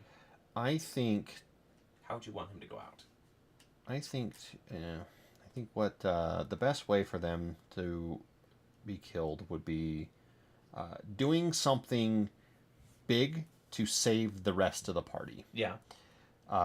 Doing the self-sacrifice of, this wall is collapsing, I'm gonna hold it up while you guys all run out, or I'm gonna go in and lock the door behind me so you can't do anything while I trigger the bomb or something. Yeah. Or stop the bomb from going off temporarily while you get away. Yeah. I think that would be Bolt's preferred way of Look out, Scott. Corey's planning something. I have ideas now. I know. I'm just getting really sick and tired of Bolt. We need to get him out of there so that we can play Pathfinder. We need to get them out of there so I can play a character with a him or her. Yes, and then I don't have to. Then you don't have to worry about it. I don't have to worry about pronouns. Well, I mean, you always worry about pronouns, but it's anyway. Again, it's just because you're a him, right? Yeah. Well, and most of my other characters have been male, so. Mm-hmm. Hey, if you plan something, just remember I also run a game that you play in. Hey, Audien's almost already died, so that's true. Yeah. The brother taking out the other brother in combat continues with our games. I've knocked you unconscious more than anybody else, and I'm going to more than anybody else. I'm going to attack you. The next thing I'm going to attack you with, butterflies. Oh, they're so pretty. Ah! Brother versus brother. You can make the Hank Hill. Whoa. As audio. Yep. So I was thinking about a intro title or intro sequence for Aetheris. Adventures of Aetheris, and I want to commission or figure it out somehow where I have it's a bunch of different Full scenes. anime title sequence. I mean, that'd be cool, but it's just going to be a bunch of different scenes drawn of the group and all the players in the group fighting stuff or doing crazy things, running away from a big explosion, fighting a bunch of goblins or something like that. While like Hex got like 3 of them hanging off of him, biting him and stuff, really cool. Like rages and call them razor wings, not butterflies. That's a great idea. Oh yeah, that would be really awesome. I would love that. And then it could just be done, slow pan, like fade in and out transitions to music, Yep. And I'd probably either write the music myself, figure out a way to do that, or find someone that would do it for me. Yeah. Because I think I want a full intro title would be really cool. Joe says the only pronoun issue I've had is referring to my new Drake Warden's Drake as a him. Was there like a change that happened there? Like what is the situation where it is hard? Because for me, for Win, who I introduced, they were originally female in my head. Yeah. And they have a very like they're an androgynous body, but they're a little bit more on the feminine side of androgyny. Mm-hmm. So in my head it just connected those synapses, and now I cannot get them unconnected, and so it causes me a lot of grief. Yeah.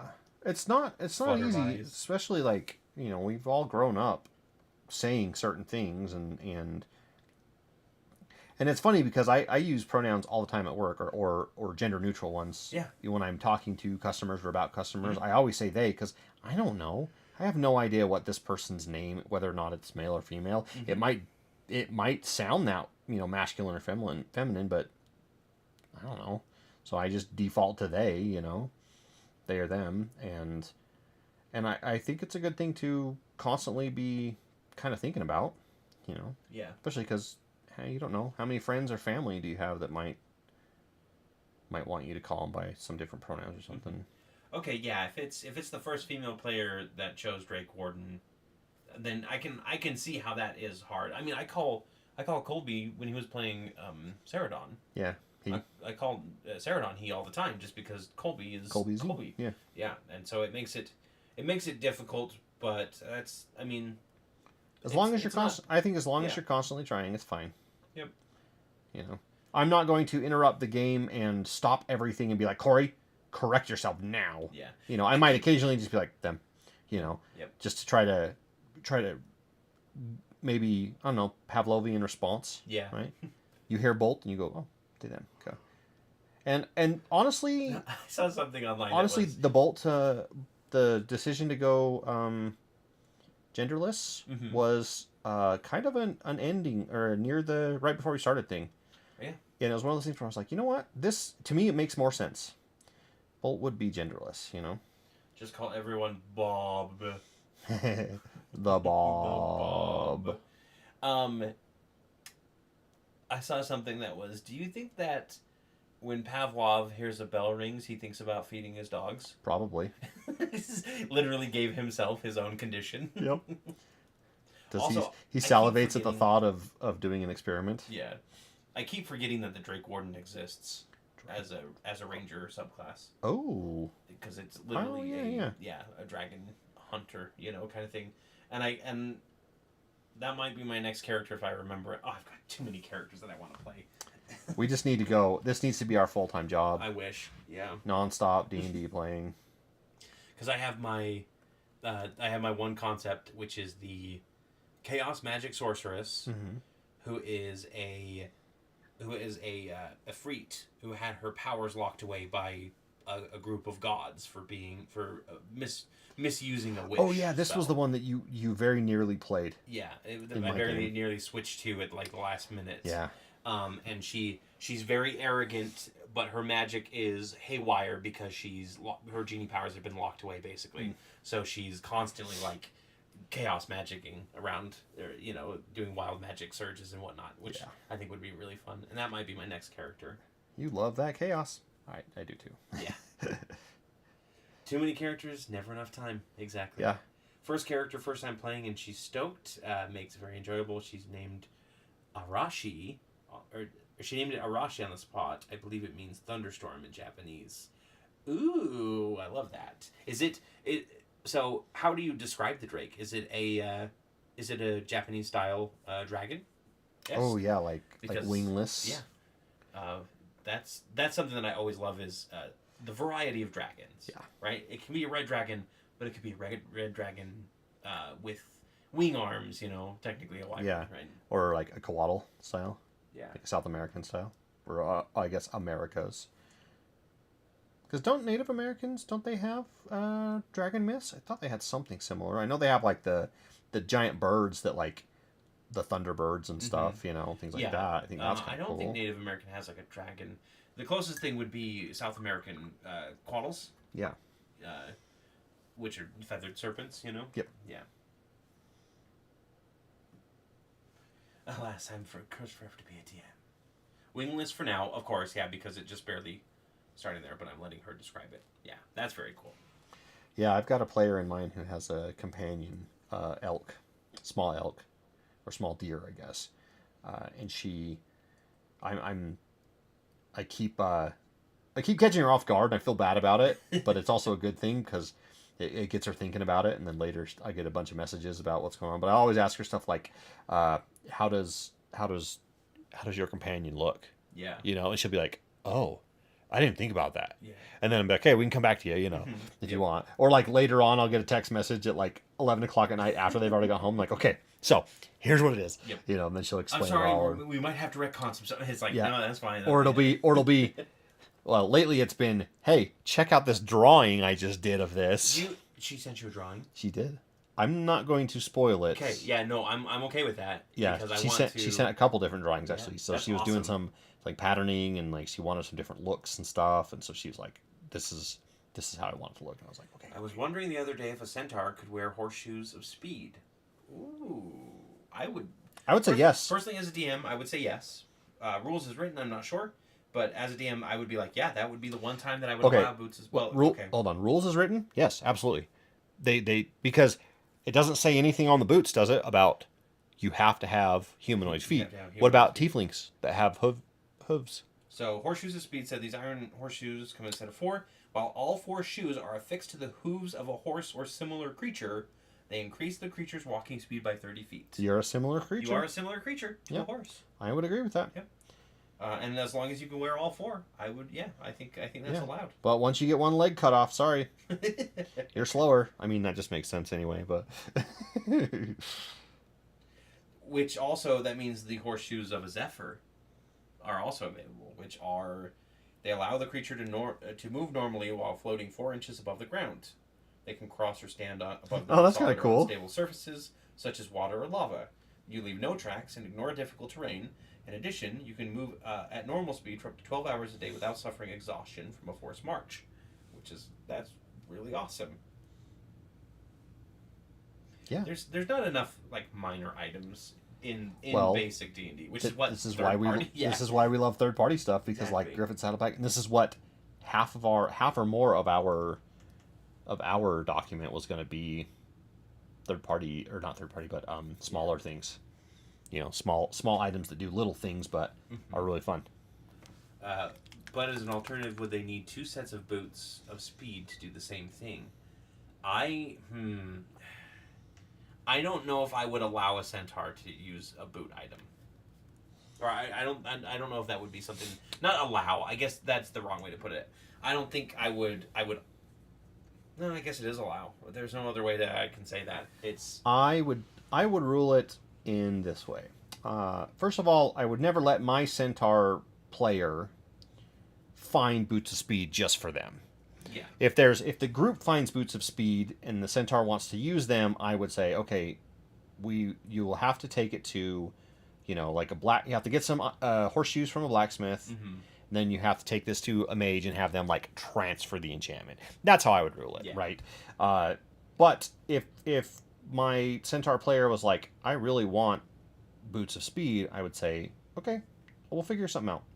And then, maybe later, either have a homebrew item that are exactly the same, but just they're horseshoes, know, or the horseshoes of speed, or whatever they're called that we were talking about. Yep. So that's how I would do it.